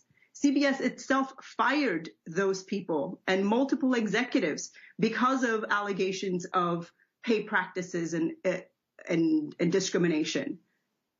What about the people like me, hundreds of us, whose careers were stunted, whose lives were ruined, whose dreams were completely shattered because of those pay practices? What about us? What happens to us? Where is the accountability? Where is the acknowledgement? We have been impacted severely. And while I am the only one who is speaking out because I have a vested interest, I have a different perspective about what it means to tell the truth, about what it means to have the opportunity to have freedom of speech. But there is daily that I receive calls from people who call and privately cry on my shoulders about how this has impacted them. And while legally there may be nothing that they may receive but an acknowledgement and telling the truth and doing the right thing is going to mean everything to everyone. So yeah, I could take the money, but I'm not willing to sign on a dotted line that says they get to deny all of the charges. Because they have said in documents, their executives have said, we have hired freelance workers at all of our 28 owned and operated stations for decades. And we have paid them a flat rate that is based on an 8-hour workday. I don't know about you, Roland, but I have never worked an 8-hour as in the news department, in a newsroom. And we did so because it was administratively more convenient. That's been admitted already. Indeed. Let's go to a question from a panel. Julianne Malveaux. Julianne, your question. Sister, I have to tell you, you are my shero. I'm a labor economist by background, and when some of the words you're using are words that are not often used in the same sentence with professional people, like wage theft. You usually think of someone with wage theft that they're working on an assembly line, or that they're at one of the big box stores or something like that. You don't think of it as professional people who've been highly trained, who have degrees, who have put their time in. So the word wage theft need to be used a lot more often. So first of all, I want to thank you for bringing that up. The second thing that's really important about what you said is about confidential settlements. Because see, if there's no record, then there's no precedent. If people sign an agreement and say, I'm going to give you 6 figures, just go away, and but you can't tell anybody, then there's a pattern and practice of discrimination, but you can't document it. And this happens far too often in corporate America. There are, piles and piles of people who they took, I won't say the easy way out, because many of them, like you haven't worked in 4 years. Many have not worked in several years, and they get down to, I don't know your circumstances, but they get down to their kids need tuition, their spouse is about to leave them, and they're like, let me take the money and run. So you have enormous determination. But what, Trey, I know you talked about I shuddered when you talked about the beheading, et cetera, in the Iranian case, but it has to be something more than that. What is that inside you that once makes you want to fight this? You're like ant fighting the elephant. An ant might win, but why, ant, are you so determined? Because your determination shines through you. And I'm really proud of you. I don't know you, but I'm proud of you. Thank you very much. Thank you. What's right is right and what's wrong is wrong. And we know the legal system doesn't always function that way. And I have been willing and open to consider other creative methods of settling this case, because essentially what I really want is to have my career back, to have my life back. I didn't do anything wrong. I showed up every day and I worked and I did a really great job. In fact, if I didn't do a great job, why did they hold on to me for 7 years? And, the other thing is what's taken for me to get to this point in my career is very different than anyone else. I came to this country when I was 12 years old. I did not speak a word of English. I've had to teach myself English as a high school sophomore, and then have had to figure out the system of how I would be able to go to college. I went to college using dictionaries and wrote papers with tutors, and it has been an incredibly difficult road for me to climb the ladder. And I have done every job in a newsroom. I have worked in small markets. I have moved all over the country. The level of personal sacrifice that I have made is beyond what anyone who is from this country and has grown up in this country is about. And also, as I'm talking about this, I'm also thinking about my parents. My parents sacrificed everything and escaped the country during war to give us an opportunity for a better life. And I took that very seriously. And I took it as my responsibility to do the right thing and to be the voice that my peers and my cousins and other people I knew back home could not be. And who would I be as a journalist if I didn't speak out? Who would I be as a journalist if I didn't stand up? And who would I be as a person if I didn't honor the sacrifice that my parents have made? They left everything behind. We left the country with what we could carry and started all over again. This is about me following the steps necessary to have the American dream and then finally feeling like I had arrived and then having it all ripped away because somehow that is conditional depending on what you say and how you say it and who you say it to. That wasn't the Omokongo, your question. Omokongo, your question. Yes, this is deep. As a professor, you know, we have conversations with professors across the country about issues relating to different, you know, tenured professors versus assistant professors versus adjuncts versus professorial lecturers and how there's like a discrepancy there. But at least in those cases across the country, the professors at least have some benefits, like employee benefits, even if it's like 9 months worth of benefits. You're talking about not even having that in your situation and you and your colleagues. The question I have for you is that since we can't obviously join the lawsuits, and then you also said you have a lot of journalists out there who are scared of speaking up for fear of any type of reprisals, not getting hired or maybe getting fired, what can we do to support you all? Are there GoFundMe campaigns? Are there campaigns that pressure we can put on networks who are found to do these types of things? Because I can't think that there are people out there who are watching you all every day who will find out about this story and not want to do something to support you all because we watch for y'all, not the ownership. What can we do? Yeah, I mean, and Roland can break this down better than I can, but the reality is the public can speak up. Because essentially, the work we do determines the rate of the advertising minutes, right, that are sold within their programming. And then advertisers are buying the time to then entice the viewer to buy the product. But I wonder if these advertisers know how the employees are being treated. And if they did, what would they do about it? Especially when you look at some of the things that we've discovered during the course of this case, which is, you know, we've discovered that freelancers that were hired in place of full-time employees were mostly minorities, were women, people of color, and members of the LGBTQ community. They were disproportionately paid less and had fewer opportunities than anyone else. So when I continued to ask for a full-time job, by the way, I was paid $210 a day. I continued to be asked to be made full-time, and I was told by a female news director that the job isn't available to you. It now makes sense what that meant.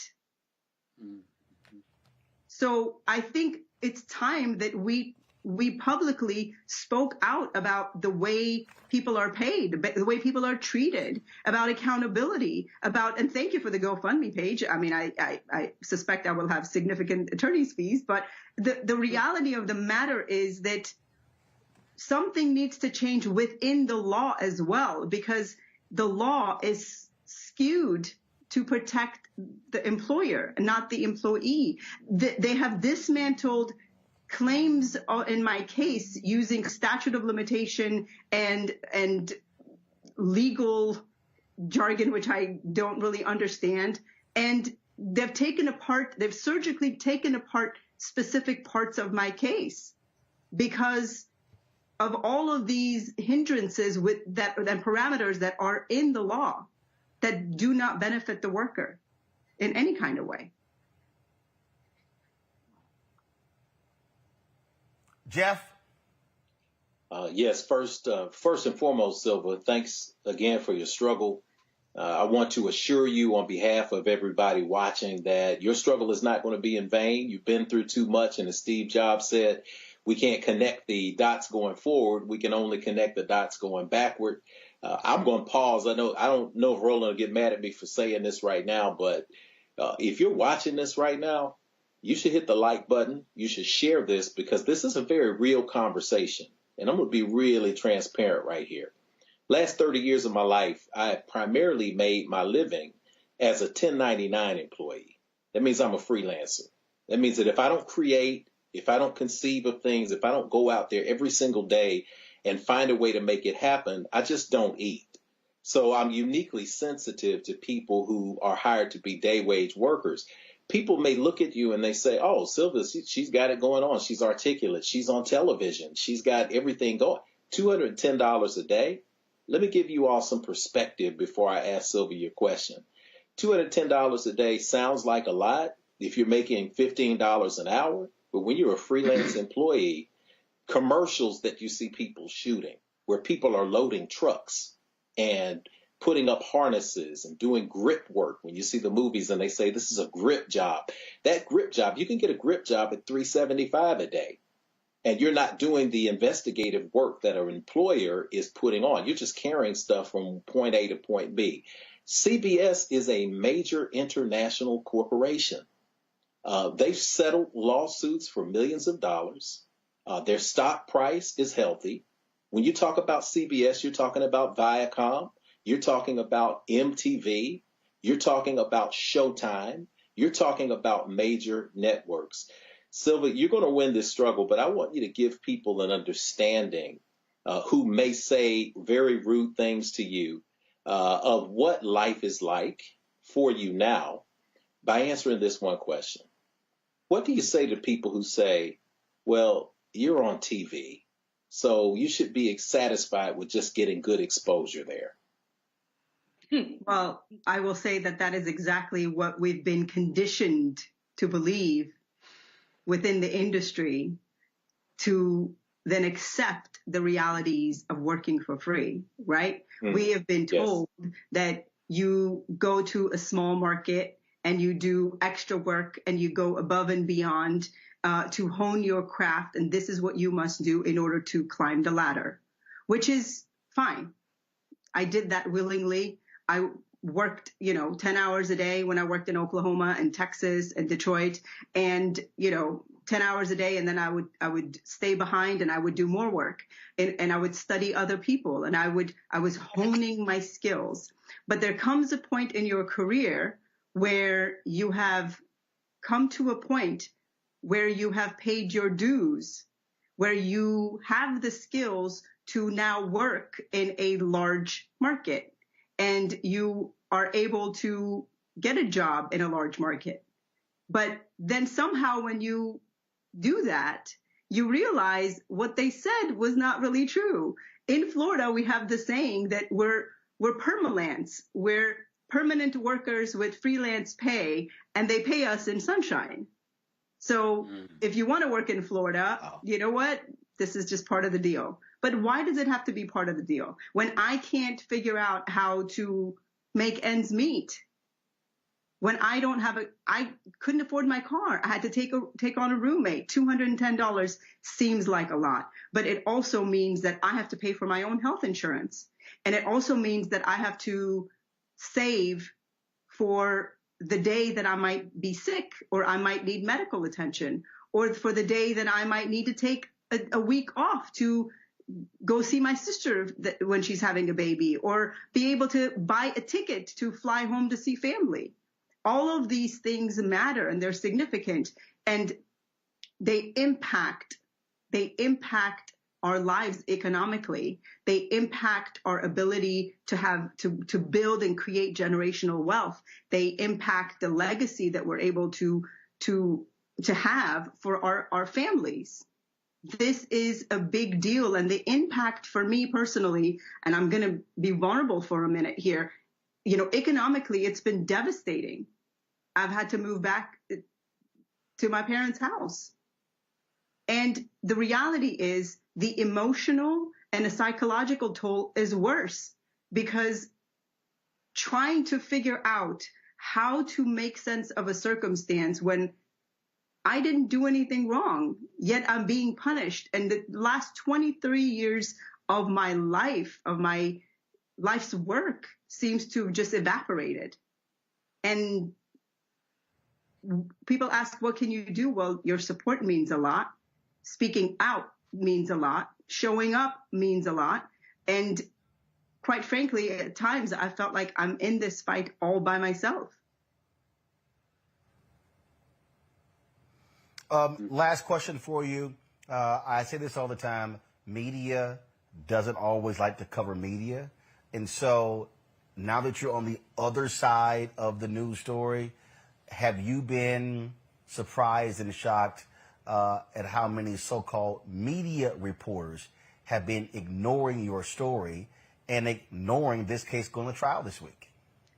Yeah, I think I have to say I was shocked and surprised at how many people privately shared their stories with me, but did not want to publicly put their name on the document to join the class action, even though some of these people work still to this day, continue to work 30 hours overtime a week and still are not getting paid. They are afraid of the consequences. They're afraid of being blacklisted. They're afraid of not having a job. They've got families to feed. And I understand that. But the reality is the more we don't speak out, the more this gets perpetuated. And I can't help but draw a parallel from my lived experience in an oppressed society to what I've experienced in this particular case, both of which is all about protecting the patriarchal systemic culture, and both of which essentially perpetuate discrimination, inequality, violence against women and minorities, and economic oppression. So the question is, we have to take a hard look at ourselves, whether you are a viewer, whether you are in the media, whether you are an executive, and we have to ask ourselves, what are we going to do about this? What are we going to do about this?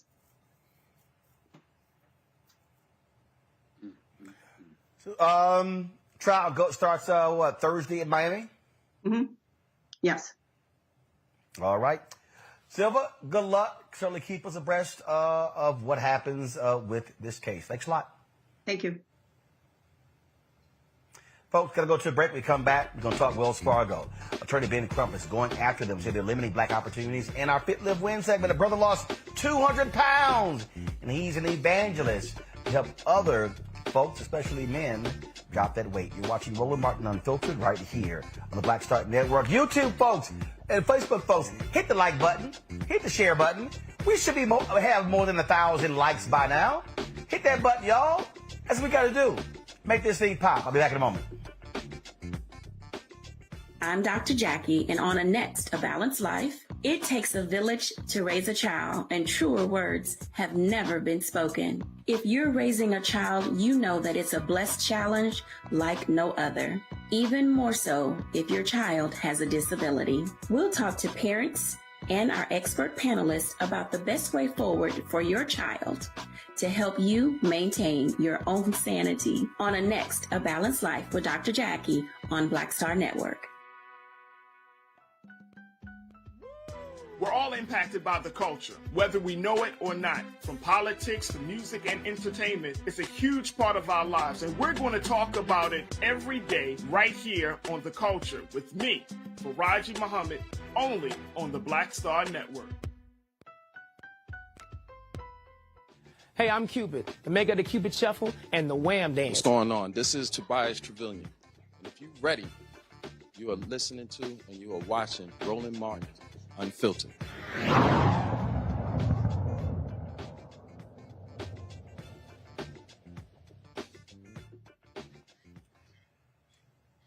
All right, folks, a couple of stories today dealing with Wells Fargo. Lawyers for Wells Fargo Bank did not want a black judge to preside over its racial discrimination case and demanded her recusal. Judge Candace Westmore, she's the only black woman judge in the U.S. District Court for the Northern District of California, has been removed from the class action lawsuit alleging Wells Fargo discriminates against black homeowners wanting to refinance. Yeah, folks, that actually happened.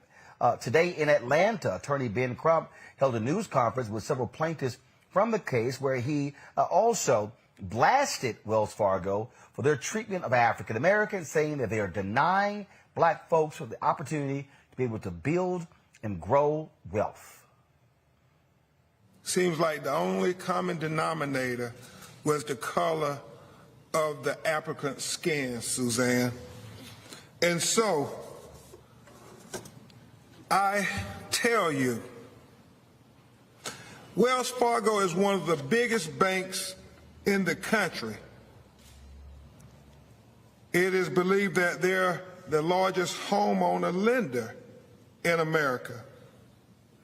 Their corporate practices determine the financial health and opportunities and lack of for millions of black Americans. Wells Fargo says its mission is helping customers succeed financially, but Attorney Scheer, they are not helping black Americans succeed financially when they engage in a pattern and practice of corporate behavior that denies financial opportunities to black customers and charges them more for the same services that they charge white customers for. Wells Fargo, I did what I was supposed to do. Amen. For over a decade, we have paid our mortgage. During the pandemic, we took income losses. As a result, we used the federal government's CARES Act monies to take a forbearance for 12 months. I talked to Wells Fargo quarterly when they ensured that we were still engaging in the forbearance. I spoke to them every 3 months. My husband and I bank with Wells Fargo. We didn't have to send a check that was lost in the mail. We did not have to go by and take cash. No, we take our money and transfer directly from our checking to our mortgage. Yet, on March 21st of this year, and again on March 22nd, 2 process servers came to our home to say, Ms. Simmons, we're so sorry, but we are foreclosing. We're sending notice that Wells Fargo is foreclosing on your home. Wells Fargo has been hit with discrimination claims for a very, very long time. The NAACP sued them in 2011. Sued them, and then, of course, they settled that with them. They've been, and of course, they've been hit a lot by Senator Elizabeth Warren on Capitol Hill. This has gone on and on and on.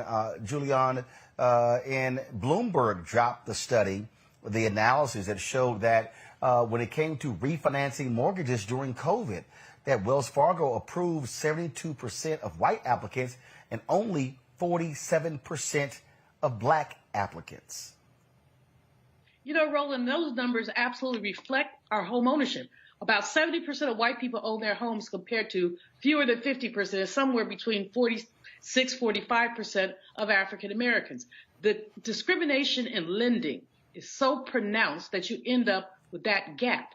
And the discrimination in lending then now has extended to the refi. The situation this sister is in, when she says she's sending her money from her checking account to her mortgage payment, they know she has the money. So why won't they refinance? The answer, because they make more money not refinancing than they make by refinancing. But it is very puzzling to me. No, it's not that puzzling. The puzzling part is that what is Wells going to do with her home if they foreclose on it? I mean, because the banks are not supposed to be in the real estate business. They're supposed to be in the banking business. But the flip side of it is that when it comes to money, they're in the real estate business because they're selling those homes to these private equity companies, and that's why it's a whole bunch of people can't even buy homes today because all of these private equity people are forcing folks to be renters and not homeowners. Exactly. Well, you're absolutely right. And I mean, they flip them like that. They're not trying to be owners. They're just trying to be profit takers. Again, we go back to my favorite term, predatory capitalism. But what is really bothersome about this is it visits Black people so frequently.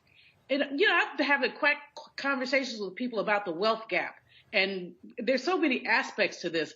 There's a group called Black Homes Matter in Prince George's County that talks about inequality in appraisals. How in the two houses right next door, Black person owns, white person owns. White house valued at $55,000 more than the Black home, built by the same builder. Only difference, Black folks might have, you know, a little Black art on the wall. But in any case, the question I've been raising to people is, why does this happen? And a psychologist friend of mine said, if you look at enslavement allowed people to think that we were less than. And since enslavement, they continue to treat us as if we're less than, that we're not human beings. And that's what this is. If you are in the banking business, give the sister her refi. She says she can pay it, let her have it. Wells Fargo needs to be sued, and I'm glad that Ben Crump is on it, because I don't know a more tenacious attorney than Ben Crump. So Wells going to do right if Ben Crump is in the room. This is the thing that we keep talking about on Makongo on this show. You have to, where's the money? And what is happening here is African Americans are being impacted. And what I don't give a shit about, I don't care what money Wells Fargo is giving to Black civil rights organizations, because what they are giving to Black civil rights groups pales in comparison to the millions or the billions that they have taken from Black people. Yeah. I don't get it, Roland, man. I thought that Wells Fargo had learned its lesson. When you talked about 2011, 2012, these other situations that have come up, they keep finding ways to put themselves in the news. And you're absolutely right. This goes back to your other segments when you were talking about money in advertising and the money that can be going directly to us. Wells Fargo has a history and a pattern. And unlike the situation with Toyota, where we can make the long-term decision that when my car is done, I'm not going to buy another Toyota 4, 5, 10 years from now, whatever. This is something that we as a community, we can make an impact on right now. There are some of us who have the ability to go into Wells Fargo tomorrow if we have an account and say, I want to close it all up. Some of us may have to take a little longer or do other things. We got online banks now, resurgence of Black banks now. There's no reason for us to continue to keep our money there when they continue to do things like this to us. Look, I have a business. My wife runs a business with her yoga studios. I have my consulting and leadership training. We are not going to Wells Fargo for any loan applications or any loan programs. Also looking to to move to another area as well. Not going to talk to them about any mortgage things, because those are the decisions that we've decided to make as a family. We can't have them supporting a little thing in a community affair or something on MLK Day and all of that other type of stuff. Your Where's the Money segment, Roland, when you were talking about everything post George Floyd, where all these companies committed billions of dollars and maybe we've gotten like 2, 3, 4, 5 million to actually come out of these organizations' coffers. Wells Fargo is a hypocrite. Wells Fargo is not about that life of helping Black people better their lives as it relates to long sustaining actions like home ownership. And we need to do everything we can to remove our money from there in droves, because there are other people out there who will benefit from what we are trying to do as a community. And to not do that is backwards thinking, and is almost as bad as everything that's going on with these electoral politics and our non-engagement. Some of us, our non-engagement there. We need to get directly engaged in making sure Wells Fargo respects Black dollars. Period. Bottom line. Jeff. We got a lot of issues circling around this. There are a lot of comments that are floating out in the now metaverse. And Wells Fargo has been in the news, frankly speaking, a number of times. The $3 billion settlement happened with the housing bubble breaking down. The 2012 Justice Department $180 million settlement. It's cast a shadow upon Wells Fargo. I personally know some people who are bankers and high-ranking officials at Wells Fargo, really good-hearted people, solid people. Roland, you know some people too. When we're talking about this beast, we're talking about a systemic problem here. And this is a conversation that we must have. And I think a space like this would be a great conversation to have if we could get people to come out and have that conversation, because we have to have a responsible conversation, not only about what is being given, but what has been taken away, as you said. When I look at this press conference, and I was able to watch most of the press conference, I think there will be something different that comes out of this new movement against Wells Fargo. When you heard the sister talking about paying on time, it's not just a random person. That sister, I believe her last name was Simmons. I think she and her husband have 6 kids, and he is a coach for Florida A&M University. The sister Shanta Fanning, who came on and talked. She's the lady in the blue who's standing behind Attorney Klump, right there to the right, to the viewer's right. She told a heartbreaking story about needing to fix some mold in her house and wanting to pull some equity out, and how her house was valued at $249,000 in Nashville. First off, I don't know how you had a house that valued that low in this rising market, but still, $249,000 is substantial if you only owe $25,000 on the house and you want to pull out $15,000, but they want to put you on a 30-year refinance for that $15,000, and you're already a grandmother at a 4% percentage rate when you have good enough credit, have never missed a payment, and can very well expect to receive prime or subprime in terms of your interest rate for the long term. Being able to pull people to a conference like that, inviting them to be a part of the class, tying it together with Eric Adams' recent move on behalf of the city of New York to not invest new money on the eve of a SEIU union vote that would vote to take action against and to possibly even join this class or at least influence this class. It's all important. To invoke the names of George Floyd, Breonna Taylor, as Ben Crump did today at the press conference, tying it all together equals a larger settlement for those who are in the plaintiff class. Will that solve the problem for the long term?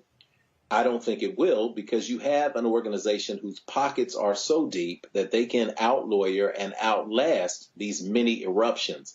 My suggestion to people, as we are looking at this from both ends, we're looking at how do we bring Wells Fargo to the table and other large institutions to the table to be more accountable to us, is also to go out and find a local bank, to find a local institution that recognizes you, that knows who you are, that will support you in what you're trying to do with your financial goals, and rest your money there until we can resolve the rest of this.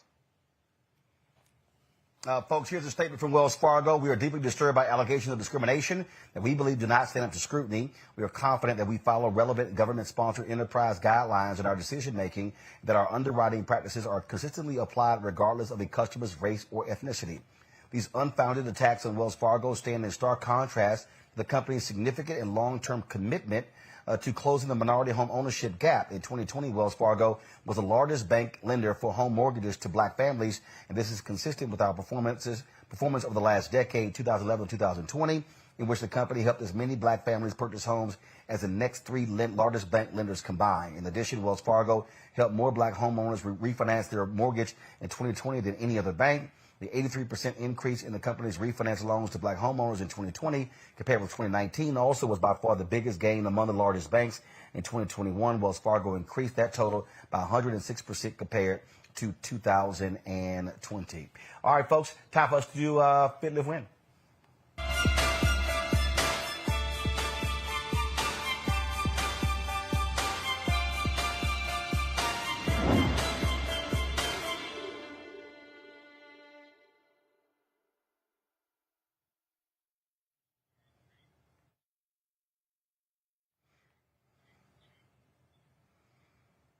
All right, folks, let's talk with my next guest. Terry Harton joins us from Dallas, Texas, folks. Father of 3, he dropped 200 pounds, been chronicling his weight loss. And again, first of all, he's lost a couple of times, okay, because the second time was more than 400 pounds when he decided he needed to make a lifestyle change for his family. Wow. Terry, let's talk about that. So what, you've been up and down, but what really caused you to say, you know what, this is it right here? I wanted to be alive. I tell you, you just mentioned it. I have 3 children. I have a wife.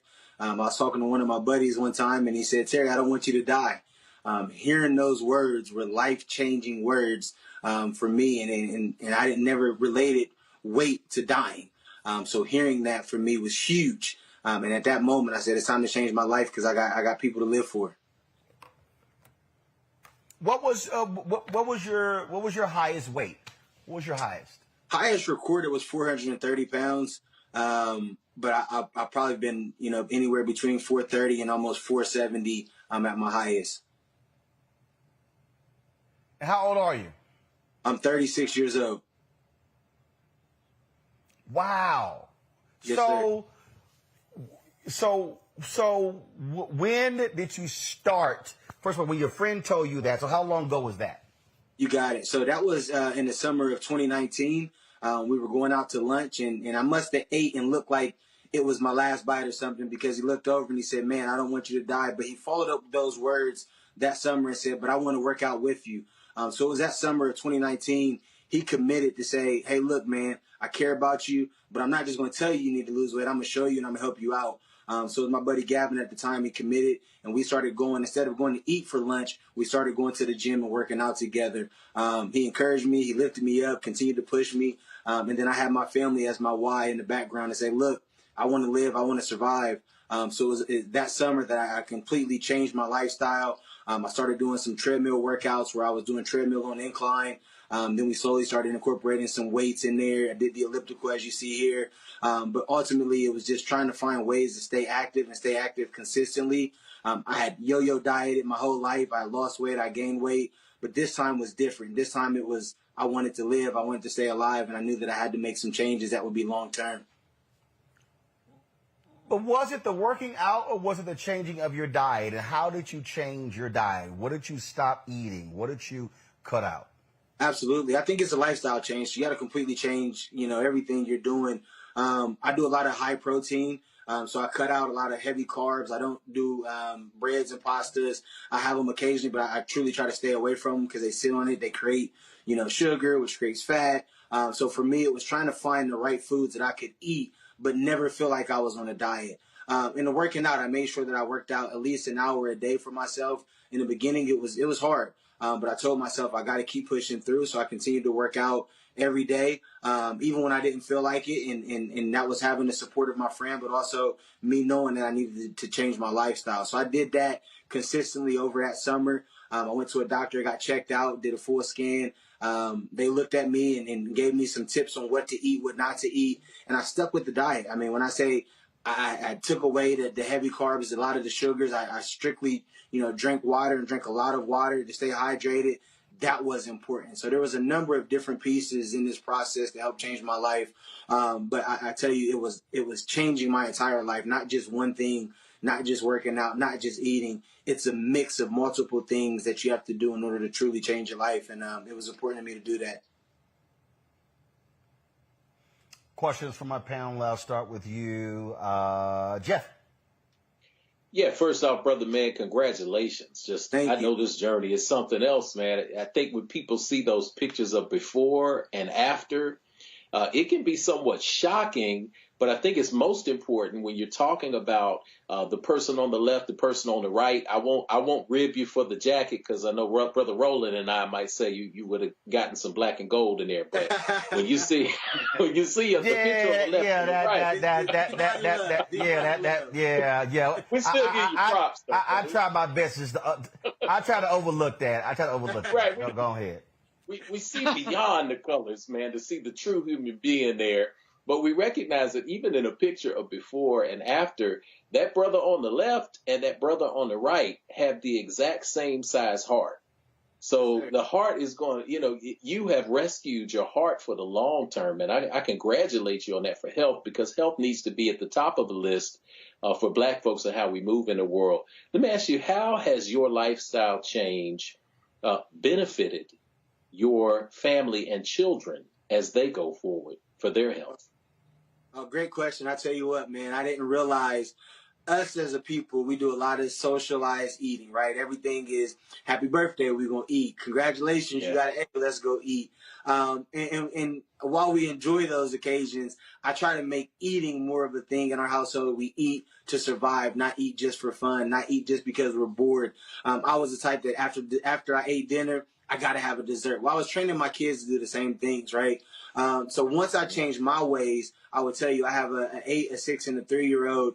The 6 and the 3-year-old were a lot easier to change because daddy's eating it, we're going to eat it. The 8-year-old, she was a little bit more, she had been used to eating the fast food and some of the things that she did. So when I started changing things, it was hard for her.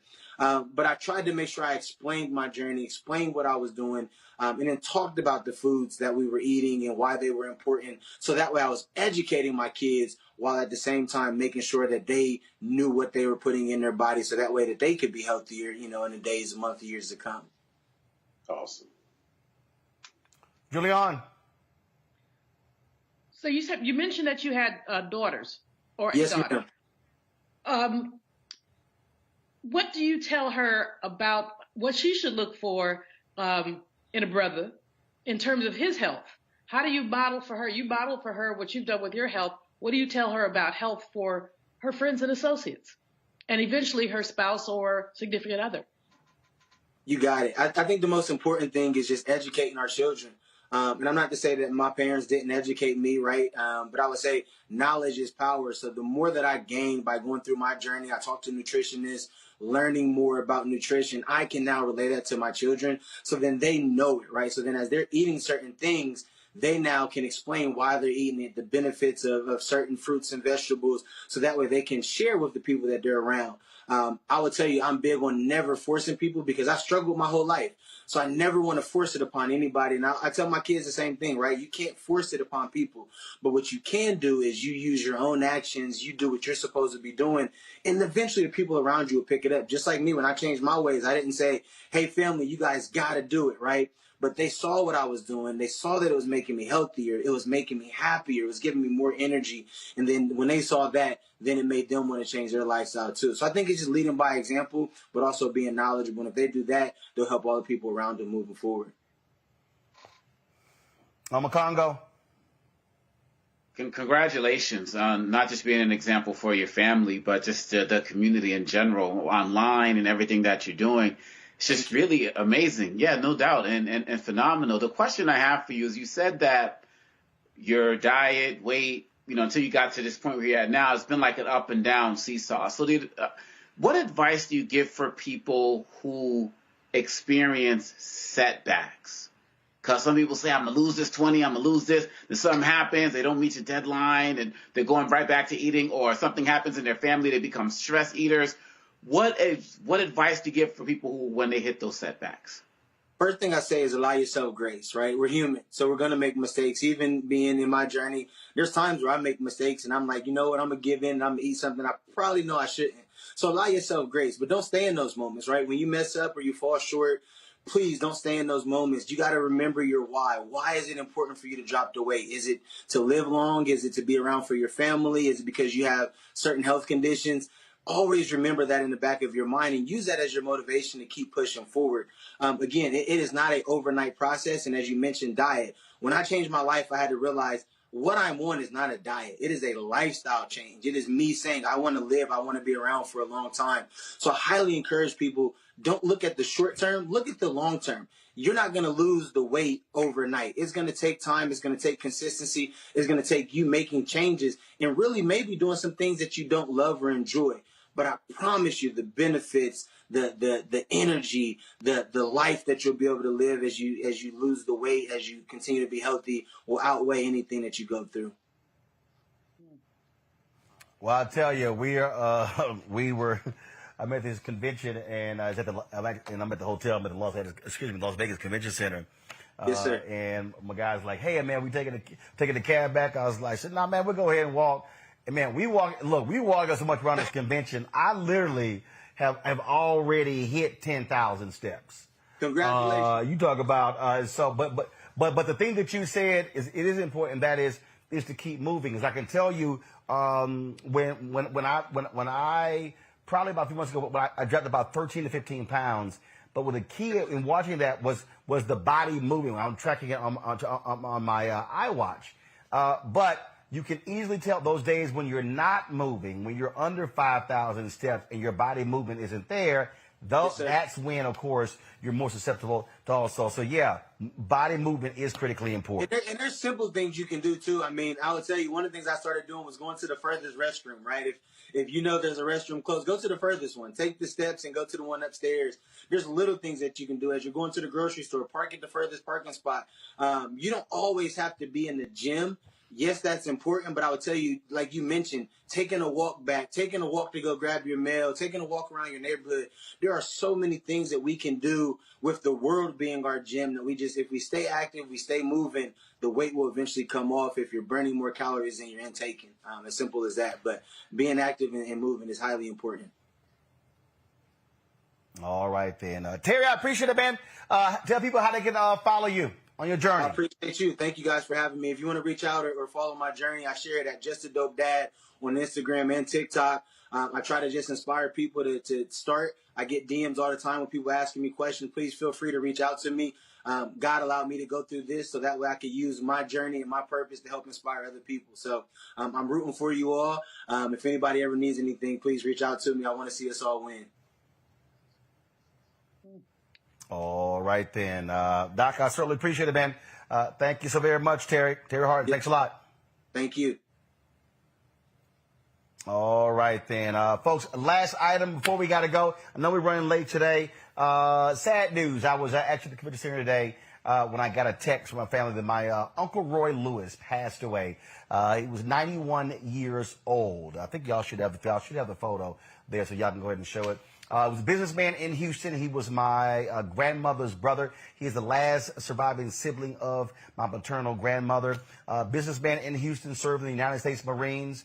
Absolutely hilarious. I posted a photo a couple of years ago when they had a drive-by birthday party for him when he turned 90. And then I posted a photo. So, guys, if y'all pull that photo up and group me, y'all should go and show it. And so he still was rocking his U.S. Marines uniform. And so he would have turned 92 years old in July. And so Uncle Roy certainly lived a very fruitful life. And so our family will definitely miss him. But he has now been reunited with all of his brothers and sisters. And so he was the last surviving uncle or aunt of my mom. And so certainly thoughts and prayers go out to our entire family. Folks, that is it. Jeff, Makongo, Giuliano, I sort of appreciate y'all hanging with us today. A lot of things happening here in Vegas. Trust me, I'm walking the floor looking at this convention is like being in a toy store for me, all the gadgets and stuff they got here, cameras and lights and all kind of stuff. And so we are here, folks. I am here going to the exhibit floor every day looking for different things that can improve what we do with this show, can improve how we bring in guests, our video playback, all of those different things. And y'all make that possible in supporting us. And so thank everybody, of course, who joined our Bring the Funk fan club. First, download the app. Again, we want to hit 50,000 downloads by May 1st. Tell everybody you know, download to their Apple phone, Android phone, Apple TV, Android TV, Roku, Amazon Fire TV, Xbox, and Samsung Smart TV. And, of course, please join our Bring the Funk fan club.